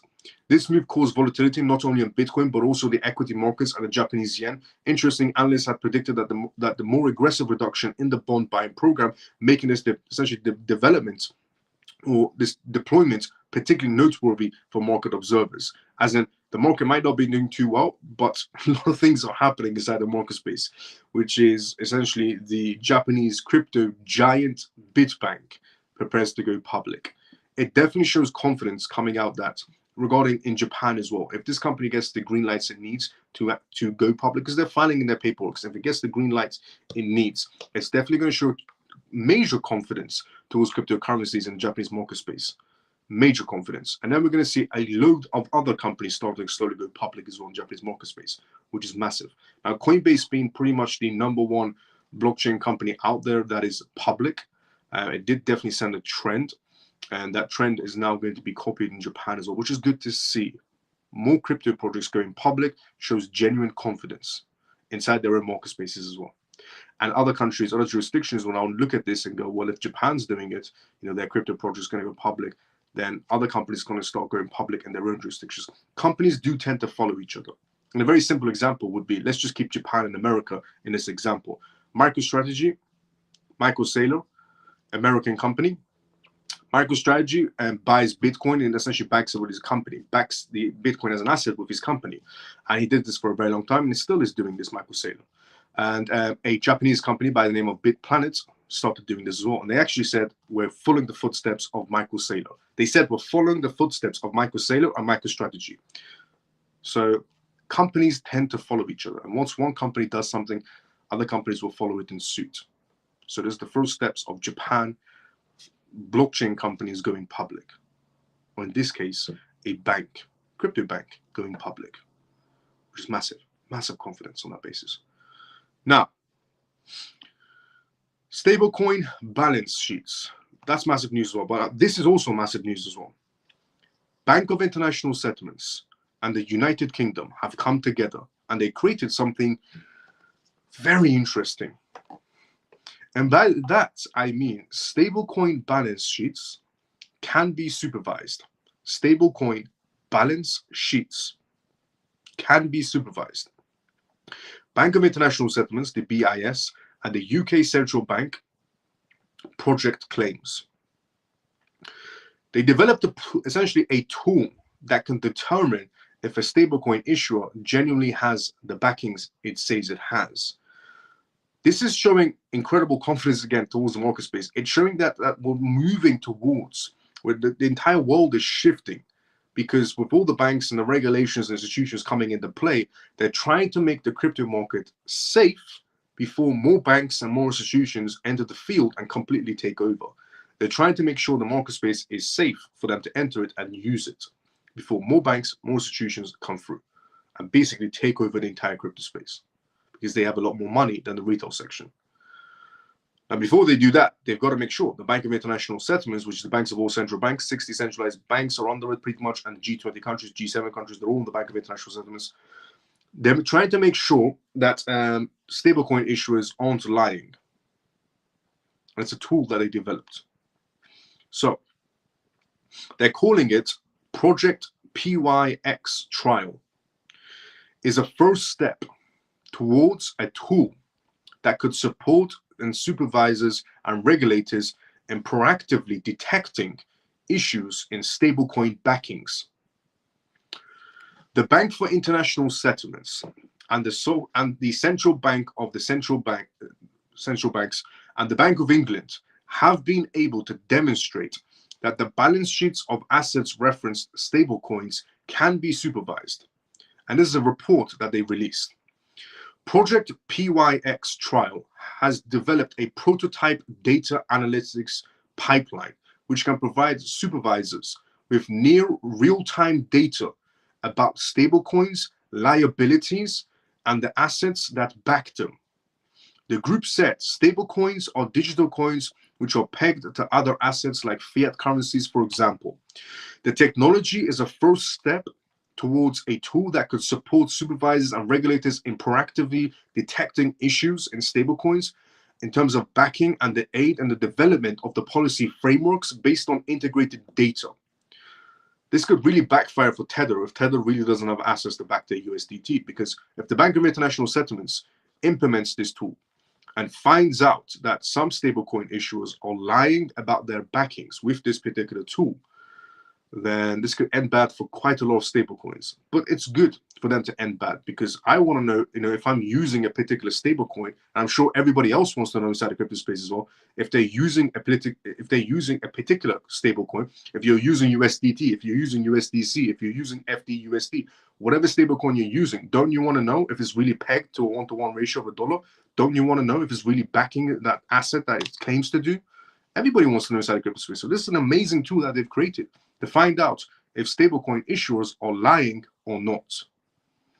The creation of essentially PYX Trial was motivated by these facts. Stablecoins are growing and largely unregulated sector, with a market capitalization of $163.7 billion that lacks supervisory technology, the report said. Should a mismatch occur between a stablecoin issuer's liabilities, the coins in circulation, and the assets backing that stablecoin, this could undermine confidence in the ability of the issuer to offer redemption at par and promote a run, i.e. a sudden loss of belief in the stablecoin's value, as in close up shop and leg it. Central banks have stressed the risk of stablecoins experiencing runs. 2 years ago, the US Federal Reserve said that stablecoins backed by national currencies could face runs if there were sudden drops in value. These vulnerabilities may be essentially regarding the lack of transparency, regarding the riskiness and liquidity of assets backing stablecoins. The Federal Reserve report said at the time. Meanwhile, the Financial Stability Board, the FSB, is examining the global requirements that could apply to stablecoins. And Project PYX Trial also has the potential to monitor tokenized products that are backed by real-world assets, the Bank of International Settlements said. So the parade of essentially USDT or any other stablecoin out there is essentially going to be coming to an end if they really don't have the backings that they say they do. And again, with the Bank of International Settlements doing this, it's a massive positive with what the Bank of International Settlements is essentially introducing, which is helping us, not only us, but the institutions and the banks entering the field that are going to pretty much take over the crypto space and bring a lot of money inside the crypto space, bring them that confidence that the stable coins they're going to be using actually have backings. And the retail section is good for us to know that if I'm using USDT, does USDT genuinely have backings? Or is USDT going to depeg somewhere down the line and that's it for my assets? Or is it going to depeg somewhere down the line and impact the market on a major scale? Or is USDC going to depeg somewhere down the line? because this tool is going to be used for every stablecoin to check if they're not lying. So this is an amazing tool that they've introduced, which I have a strong feeling this is going to be, the start at the end of Tether USDT. Because on a very simple hunch, when the MiCA regulations for the EU was introduced, for the EU introducing MiCA regulations for crypto assets, they said to all stablecoins, to every single stablecoin, it's very simple. If you want to operate in the EU, show us you have reserves. Hold 60% of your reserves in several banks so that we, as the EU, have confidence that if the people of the EU, if the banks of the EU, if the companies of the EU are using your stablecoin, we know that you have assets backing these reserves. We know that you have assets backing your stablecoins because you're holding your assets in several banks. About 60% of your assets are in several banks. So if anything ever goes south, it won't hurt the EU economy. USDC said, no problem. The USDC circle came out and said, no problem. We'll hold 60% of our assets in several banks to show that we have assets backing USDC coin. USDT, Tether, said no.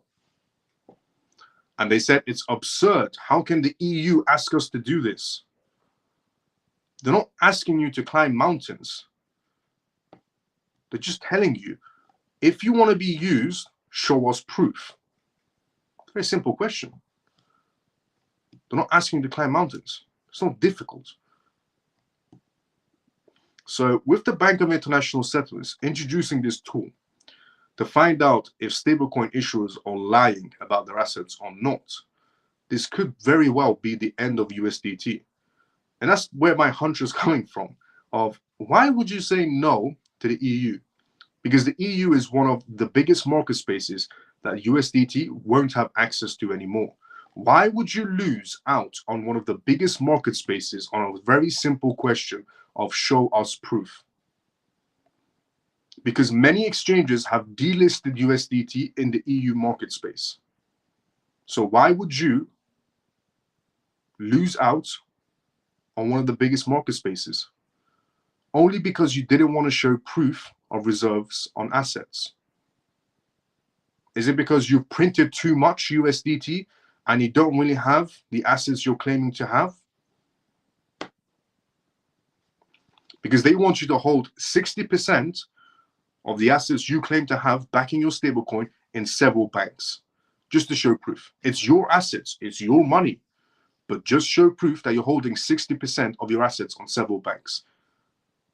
That's all they want to know. And USDT said no.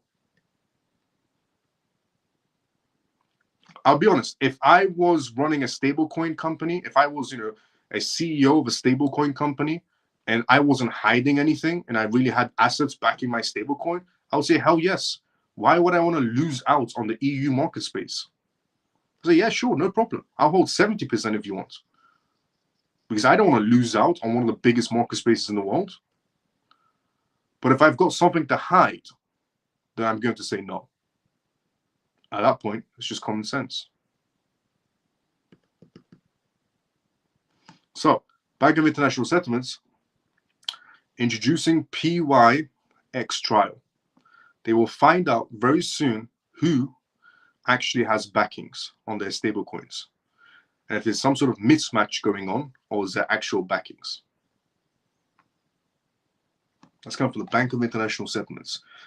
Tether, USDT, might be able to run away from the EU market space, but they're never going to run away from the Bank of International Settlements, because we are talking about 63 centralized banks.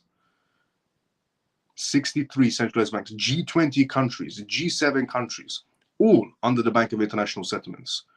Because if Tether says no to the Bank of International Settlements, or just close up shop after that. Because that's 63 jurisdictions you won't have access to.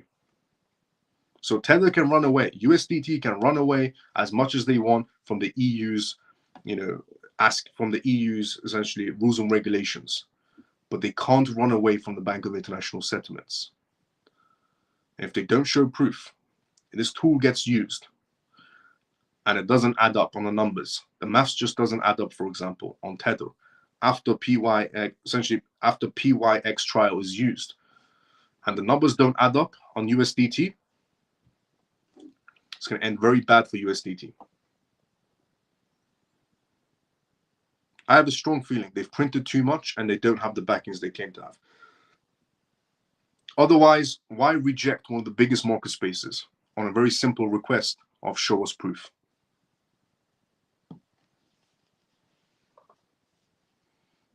As I said, if I was a CEO of a stablecoin company, if I was a CEO, why would I reject that request? I would say I'll put 70% just to show proof. I don't want to lose out on the EU market space. But if I've got something to hide, then I will also say no, like Tether, because I got something to hide.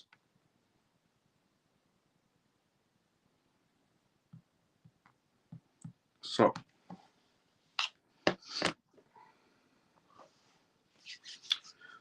that's the Bank of International Settlements major announcement. And next major announcement is so many major announcements we made so far on tonight's live show regarding BitGo launching BitGo network for institutions. And the other major announcements are now moving on to the Bank of International Settlements announcements, and then now moving on to Wisconsin's announcement as well. We still got more announcements to go. Now moving on to Wisconsin's announcement as well, which is Wisconsin launches a public tracker to fight crypto scams.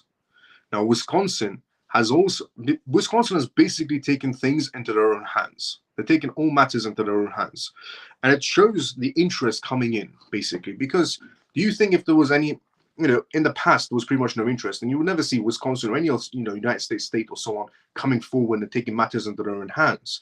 The reason why Wisconsin is doing this and then launching a public tracker, which is most likely going to be introduced all over the United States, in every state, is because Wisconsin has money invested into Bitcoin ETFs from pension funds. About $170 million is invested into it. Estimate of $170 million, because about $163 to $167 million, which is a ridiculous amount. But it's pension funds invested into Bitcoin ETFs from the S1 filings that they did in the SEC. It's public information. So S1 filings, it shows that Wisconsin has been investments to Bitcoin ETFs. They're holding some in essentially BlackRock's Bitcoin ETF and then some in Fidelity's Bitcoin ETF. And that's from the S1 filings. So that's the next news we're going to go through regarding Wisconsin. But before we do that, let's go inside the comment section first. That's also a major announcement coming from Wisconsin. Public trackers. A lot of tracking situations are going on, which tracking, again, it just shows how close we are getting to institutions coming on full scale inside the crypto space. If institutions want to come inside the crypto space on a large scale, and you want to know roughly the timeline of massive amounts of institutional money entering the crypto space, and you want to know the timeline, well, we're getting very close. When the Bank of International Settlements is trying to check verifications on stablecoins, or when essentially United States states taking things into their own hands and bringing out public trackers, or when you have essentially crypto banks deciding to go public, or when you have crypto platforms like BitGo launching essentially Go networks for the next wave, which in their words is institutional investors. Those are all indications of how close we are getting to massive waves of institutional companies or banks entering the crypto fields, which means large amounts of money, which also means manipulation and corruption as well. But every market space has manipulation and corruption. But the positives, which is large amounts of money, outweighs the negative, which is corruption and essentially manipulation, which manipulation and corruption happens in any market space. So the positive outweighs it, which is large amounts of money. And if you don't panic in terms of corruption, when corruption happens, you don't panic. When manipulation happens, you don't panic, then you're good. If you're the type of person that's going to panic in terms of corruption and manipulation, then you're not good in any market space. But if you don't panic when manipulation happens and corruption happens, and you take advantage of the manipulation, you take advantage of the corruption, you're on the good side. You're on the intelligent side. But yeah, we're going to go through that news. But before we go through that, let's go inside the comment section first. By the way, this is a live show as well. So, we are right now live as we are every single night. And I'm reading the comment section, So if you have any questions, put it down in the comment section is what I'm trying to say. Let's see where we are at here. And I read everybody's comments one by one and give short, sweet answers to get through all the comments as well. It's a pleasure. Let's go. Lena, thank you so much. Nothing is free. If it sounds too good to be true, then it's a scam. Yeah, facts. I lost 20 links with free airdrops. So will the banks use fractional banking when it comes to crypto? They could. They probably wouldn't at that point. No. People think paper money has value, but they can print more. It's liability, not a credibility asset, not a credible asset, which is true as well. Could be a black swan coming with Tether when PYX gets used. Exactly. All of the banks under international settlements are controlled by the US federal bank? No. All the banks under the international settlements are not in control of the federal US. No, it's different. ETH is 26.06 per token. How do I buy $100 worth of ETH to transfer ACH, hot, etc. tangent? Is the equivalent? Yes, if you go to CMC, Lena, if you go to CMC and you type in the amount, so you open up converter or calculator on CMC CoinMarketCap, and you can type in the amount you want in dollars and it'll show you in ETH. If you want after the live show, I can help you, no problem. Sorry, X-Keeper Graham, no problem. Lena, if you want, I can help you out after the live show. Just message me and I'll show you how to use converter on CoinMarketCap for any asset. Now, Wisconsin launches public tracker to fight crypto scams. Wisconsin is stepping up to protect its residents from crypto scams. The Wisconsin Department of Financial Institutions, the DFI, has just rolled out an investment scam tracker to help people spot and avoid these financial traps. Because from January 2022 to June 2024, $3.5 million was lost to financial grooming and crypto scams reported by the DFI in Wisconsin. These scams are often called as pig butchering because scammers invest a lot of time gaining victims' trust before they pounce. The DFI in Wisconsin, Secretary Sherrill, said that scammers are in the shadows using public interest in crypto assets to take advantage of the most vulnerable Wisconsiners. Through our new investment scam tracker combined with the rigorous enforcement efforts, the DFI is committed to shining a light on these ruthless predators and protecting consumers and investors. How the investment scam tracker works. This scam tracker is a detailed resource based on complaints of the DFI gets from consumers. The details are reported losses haven't been verified by them, but they're shared to alert the public. The tracker is updated regularly as new scams come up so people can stay informed. You can search the tracker by company name, scam type, or keywords. This makes it easy to find out if an investment opportunity is a scam. The tracker also includes a glossary of common scam terms and a list of frequently asked questions by scammers. Plus, there are links to more resources for investors. The DFI advises residents to be extra cautious when approached with investment opportunities, especially involving cryptocurrencies. And they also went on to say, Wisconsin also went on to say, keep in mind that cryptocurrency transfers may be untraceable and irreversible. Often consumers only discover they have been scammed when they attempt to withdraw their invested funds. Neither the FDIC nor any governmental agency ensures deposits in cryptocurrency interest-bearing accounts. To stay safe, the DFI says don't give money to anyone you meet online, no matter how trustworthy they seem. Don't let them have access to your bank accounts or digital wallets. Imposter scams are another big threat. These involve fake companies or websites that look or sound like real ones. They trick people by using their names similar to real companies, creating confusion. To avoid these scams, the department recommends researching any company you're considering investing in, starting with trusted government sources. So, Wisconsin launching essentially their scam detector with any keywords. So let's just say somebody direct messages you or somebody text messages you.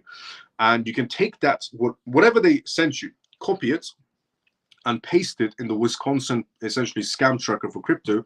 And when you paste it, it will come up with similar messages people have received, essentially, from scammers. And it can detect if it's a scam or if it's a genuine person or genuine company messaging you.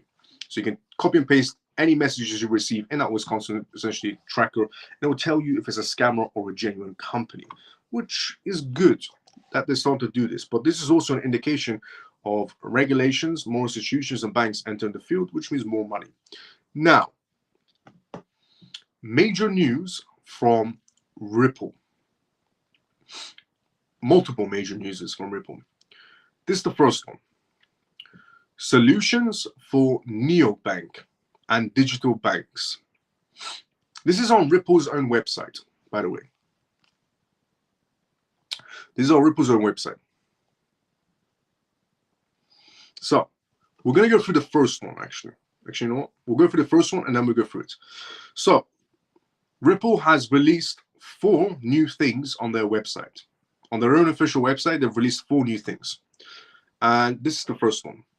Transact with confidence using Ripple USD.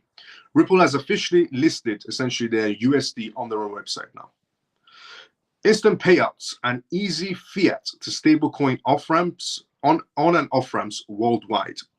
Hold, buy, and trade USD on-chain, a stablecoin purpose-built for payments. Ripple's USD, or USD, is being designed to maintain a constant value of $1 issued on the XRP ledger and Ethereum blockchains. Ripple's USD will be fully backed by a segregated reserve of cash and cash equivalents and redeemable to a 1-to-1 ratio for US dollars. Ripple's USD availability will be subject to regulatory approvals. Ripple USD for businesses. Remittances and money transfers. Enables seamless and instant cross-border settlements with easy stablecoin, fiat, and crypto asset on and off rampings. Centralized exchanges. Drive trading volume growth with a trusted, transparent stablecoin partner. Payment service providers. Tap into global liquidity and new markets with a regulatory compliant stablecoin. Why use Ripple USD? Deep liquidity. RLUSD provides deep liquidity for major trading pairs on selected centralized exchanges. Multi-chain issuance. Issued on the XRP ledger and Ethereum, RLUSD opens the door to multi-ecosystems. Instant settlements. Send RLUSD worldwide in near time with minimal fees and no bank account required. Programmable finance. Financials use cases are made more efficient and accessible with easy buying, on-ramping, trading, and more. And stablecoin essentials and impacts with increasing recognized potential to streamline transactions to bolster efficiency within the financial sector. Stablecoins and other digital assets types are poised to have a significant impact on the global financial system. And to learn more about stablecoin issuance, use cases, and how financial institutions can prepare for this next wave of essential innovation, go to Ripple's website. They're handing out reports on regarding their stablecoin. So if Ripple has essentially created the page for their stablecoin on their website, that means we're not that very far off from the case coming to an end. Otherwise, they would have never released this. Now, the second thing that Ripple has introduced on their own website. So the first thing was their stablecoin. Their stablecoin is officially now on their website.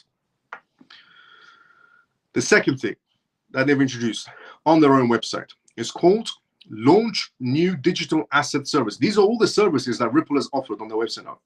4 services today they announced on their website. One is their stablecoin, which you can get the report for and wait for it to come out. 2 is this one, Launch Digital Asset Services. Solutions for neobanks and digital banks. Drive revenue and user growth with blockchain technology. Deliver round-the-clock, real-time global payments, including weekends and holidays. Expand payout countries. Build new revenue streams and increase margins with digital assets. Ripple's proven technology and global network enable neobanks and digital banks to challenge the status quo and cultivate a competitive advantage, security, speed, cost-effectiveness, and compliance.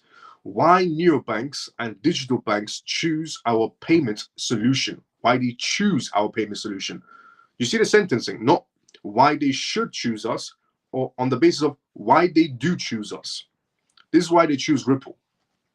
Reduce costs, free up working capital with flexible funding options for foreign destination accounts. Expand your reach. Easy connect to 80+ payout markets around the world with one seamless integration. Meet the need for speed. Respond to market demand with agility by offering international payments as a service. Why neobanks and digital banks choose our custody solutions. Launch quickly and securely, offering new crypto tradings on and off ramps and tokenized asset services with bank-grade security, all in a matter of months. Speed up time to market, integrate digital asset capabilities natively within your existing mobile, web, and core apps. Maximize ROI, return on your investments. Lower fees and cost structures with flexible deployments, MPCs, HSM keys, management options. Bank-grade services. Now, by the way, Ripple, through Metico, which is their own company, partnered with HSBC and essentially with the other American company as well, BMA, to introduce custody services. A while ago, they introduced this. It looks like they've come to an end and they're releasing it now. So that's the second announcement on Ripple's own website. This is the third announcement on Ripple's own website. Turn payments and custody into profit. Fuel payment growth and expand your suite of offerings with digital assets. Ripple's introduced, by the way, this is the third service they've offered. I'm going to read you the fourth one as well. But they've introduced 4 services today out of all days, this year particularly out of all years. Fuel payments, growth and expand your suite offerings for digital assets. Diversify your portfolio, increase margins, and turn global payments into revenue streams with blockchain and digital assets. Ripple's solutions are built on secure distributed ledger technology with a reliable global payout network and a proven track record of regulatory compliance. Our solution free banks from the complexities and high cost of correspondent bankings and provide access to an entire digital asset ecosystem. Why banks choose our custody solutions? Offer new financial services. Enable clients to safely hold, manage, trade, and transfer digital currencies and tokenized assets. Become a digital asset custodian. Future-proof your business by safeguarding and servicing digital assets for you and your clients in a secure, compliant way. Tap into new asset classes. Satisfy client demand and diversify your portfolio by creating and servicing tokenized financial real-world assets. Why banks choose our payment solutions. Enable faster payments. Help your small business clients execute efficient vendor payments with instant payouts and flexible funding options to meet demands. If you own a small business, if you own a medium-sized business or a large business, you can now go to Ripple's own website and sign up and start accepting payments with your business in cryptocurrencies with Ripple. This is one of the services they're offering starting today. Track payments in real time. Gain payments transparency with real-time and tracking and upfront pricing before a payment is initiated. Reduce counterparty risk. Secure your global transactions by reducing counterparty and settlement risk with payouts that settle in seconds, not days. The fourth service they're offering for Ripple's website. These are all the services that came out today as offerings. Drive payment volume and customer growth. Expand your payments business and scale in new markets. This is for businesses that are thinking about going international. Easily reach new payout countries while reducing cost and including complex corridors. Build new revenue streams and increase margins with digital asset capabilities. Ripple's proven technology and global network enable payment services providers to drive payments and volume growth, reducing their cost and expansion to new markets, and launching new and seamlessly fast services. Why PSPs choose our payment solution. Again, these are the way they phrase their questions. It's not why you should use us, it's why they already choose them. Why PSPs choose our payment solution. Not why you should, but why they already choose us. Expand your reach, easily connect to 80+ markets around the world, leveraging our robust global receiver network. Speed up delivery, meet customers' demands for instant payouts with flexible funding options and near-time real settlements, and lower costs, reducing the cost of international expansion for your business with streamlined payment flows through one integration. And you can apply for this and talk to Ripple's payment teams. So, one service that they introduced, drive payment volume and customer growth. If you're thinking about increasing your business's presence on an international scale, this is one service that Ripple's offering you. If you're thinking about essentially accepting payments as instead of your business, instead of your small or medium or large business, as a domestic type of situation, Ripple's offering a service to you right now. You can speak to them. If you're thinking about regarding custody of assets, keeping your assets safe, keeping your cryptocurrencies safe in terms of XRP, Ripple's launched a new digital asset service. And if you're thinking about regarding banks as well, if you think about even starting your own bank or some sort of banking services, Ripple's also came out with their stablecoin as well. If you think about using an actual stablecoin, they've just introduced that as well. So this is massive news on Ripple's side, introducing 4 services on their website today. They introduced 4 major services on their website today. 1, their stablecoin. 2, they're essentially for small businesses, medium-sized businesses with domestic payments. 3, for international businesses. And 4, the other service that they were offering for custody services on a bank-grade service. Bank-grade service, which is crazy. And just to put in perspective, just here's a little timeline, a very short and simple and sweet timeline. The world in general, 98% of the world is in CBDCs. Okay, 98% of the world right now is in CBDCs. Just to give you a short and simple guideline. 98% of the world is in CBDCs. In terms of centralized banks, according to the Bank of International Settlements, 98% of the world right now is in CBDCs. Okay. According also, 90% of the world is in CBDCs. Now, the second thing is also that there are more banks than ever before inside the crypto space this year. There are more institutions inside the crypto space than ever before this year. The next wave that's coming inside the market space is institutional investors. That's according to multiple CEOs and executives out there. The next wave is institutional money, more institutions essentially entering the field. Another thing that's happening this year as well is we're getting extreme amounts of regulations coming in.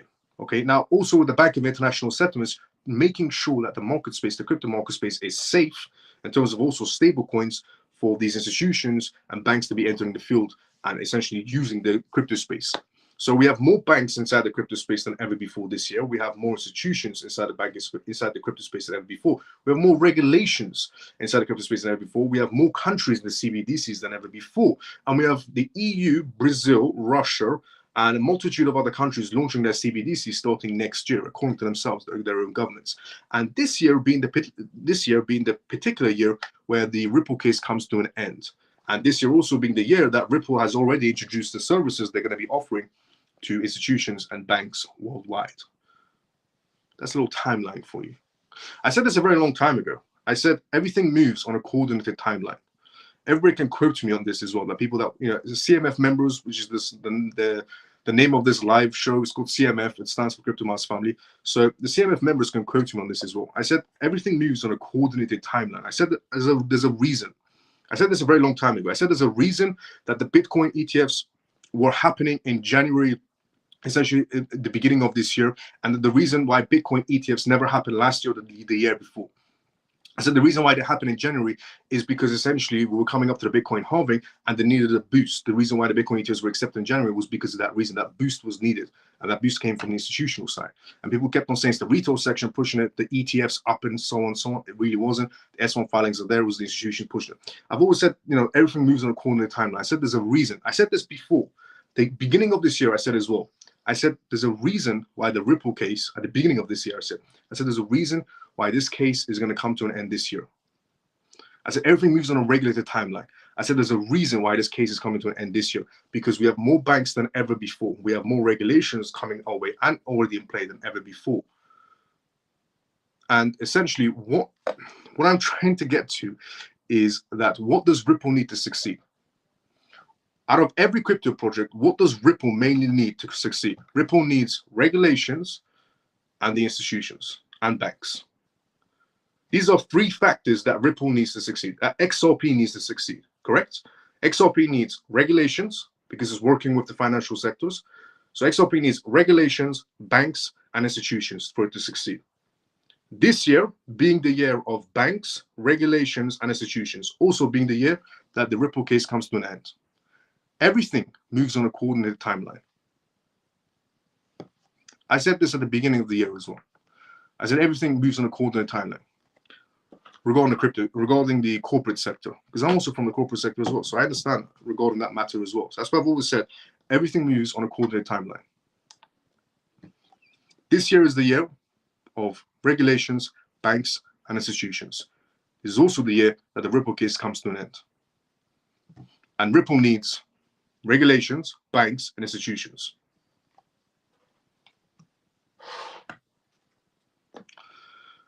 So, and Ripple has introduced 4 services on their website. Ripple would never confidently introduce 4 services like that on their website, especially not using their stablecoins so fast on their website. There's a reason for it. This case has come to an end. So,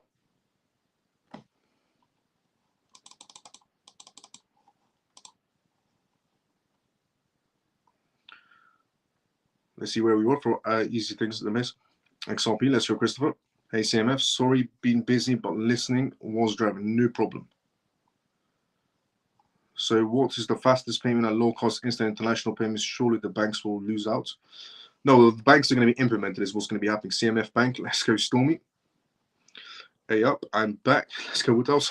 And we have come also to the endings of tonight's live show as well. And just to give you a gist of anybody that tuned in late, we talked about Ripple offering 4 new services. 1 for their stablecoin on their website, 1 for custody solutions, 1 for banking services, and 1 for small businesses, what Ripple has done on their own website. But I also talked about on the news of Wisconsin introducing essentially a public tracker regarding crypto scams is what we talked about as well on tonight's live show. Wisconsin taking matters in their own hands and offering a service regarding crypto scams so people don't fall for scams. We talked about the bank. I talked about the Bank of International Settlements on tonight's live show as well regarding how the Bank of International Settlements is introducing a new feature by the name of PYX Trial, where they can find out if stablecoin issuers genuinely do have backings back in their stablecoins or not. I talked about which is major news from the Bank of International Settlements, major news essentially from Wisconsin, major news from Ripple, and major news that I also talked about on this live show was the Japanese crypto giant Bitbank preparing to go public. A giant crypto bank in Japan preparing to go public was also major news that I announced on tonight's live show. I also talked about the US SEC coming out with their reasonings of to stay away from scams. I also talked about Costio Bank, which was a major perspective from their CEO, talking about a massive shift happening in the banking world, where essentially a lot of assets, crypto assets, are going towards banking. I also talked about Bitcoin ETP, which was also major news as well, essentially launching, Fidelity Bitcoin ETP is launching on the London Stock Exchange, which is also massive news as well, which means the FCA is becoming a bit more lenient, a bit more open, and that essentially Bitcoin and Ethereum ETFs or any other ETF could possibly be the reason of opening in the UK as well, due to ETPs launching from Fidelity first. I talked about the XRP and CME regarding Chicago. I talked about essentially crypto shouldn't be essentially a political tool, a perspective from MoonPay's president. I also talked about tonight's live show regarding the Federal Reserve's bullet points. I also talked about tonight's live show regarding Tether's essentially rejection on the EU still. I talked about Tucker Carlson's perspective of is Bitcoin created by CIA and does it really matter if it is, a perspective from Tucker Carlson. I also talked about BitGo launching the Go network, and this is basically for institutional growth, which is massive news as well. And I also talked about essentially USDC doing incredibly well in the EU market space because USDT can't operate there. So I shared amazing news on tonight's live show. There was so much news to go through. I mean, so much major announcements that we went through on tonight's live show. If you enjoyed this live show, drop a follow, drop a like, and tune into it every single night. It's called the CMF live show. And we also have a Telegram group as well, which is called the Crypto Mouse Family, and which is what stands for CMF. It's completely free. Everything that I do is completely free of source. And anybody's more than welcome to join the Telegram group as well. Everybody's very respectful as well. They're all inside the comment section, CMF members. Now, before we go, let's go inside the comment section and see where we were. Everything is pre-planned and already being agreed so people can see the plan and others can't. Exactly. Get some rest, Miles. Thanks for all you do for us. Night and day to all the CMF family. Shelly, see you tomorrow, sometimes usual. Thank you, Miles and CMF. See you tomorrow. Mike, see you tomorrow, sometimes usual. Love you, broski. Let's go, Zinfin. See you tomorrow, brother. Same time as usual. How will we know after the case of price is about to drop or just continue higher? What will be an indication for that? I will be your indication for that. Will you express your opinion on how is it looking, if it goes down or not? Yes, I definitely will be. Well, Bitcoin is created by David Shaw's ex-NSA. It was just another speculations going around as well. Good night, Miles and CMF. Thank you for all the great news. Let's go, JP. See you tomorrow, brother. Same time as usual. Great love as always, brother. Take care, Miles and family. See you tomorrow, Ray. Same time as usual. Good night, Miles and CMF. Free and forever. See you tomorrow, same time as usual as well. And thank you so much to Lena. Thank you so much for the donation of £5 as well towards the CMF hedge fund. Thank you so much for the donation of £5 as well, Lena, towards the CMF hedge fund as well. And thank you so much to everyone that tuned in on tonight's live show as well. I will see everybody tomorrow, same timing as usual. Good night, all. Stormy. See you tomorrow, sometime as usual. Funky brother. Good night, Miles, for another great night. Let's go, Funky brother. See you tomorrow, sometime as usual. I will see. Good night, everyone. Denise, see you tomorrow, sometime as usual as well. I will see everybody tomorrow, same timing as usual.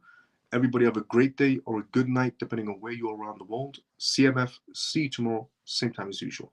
Miles, do you have my number on speed dial? I still have my number on speed dial. Let's go, Shelly. Good night. Lena, see you tomorrow, same time as usual. I will see everybody tomorrow, same time as usual. Everybody have a great day or a good night, depending on where you're around the world. CMF, see you tomorrow, same time as usual.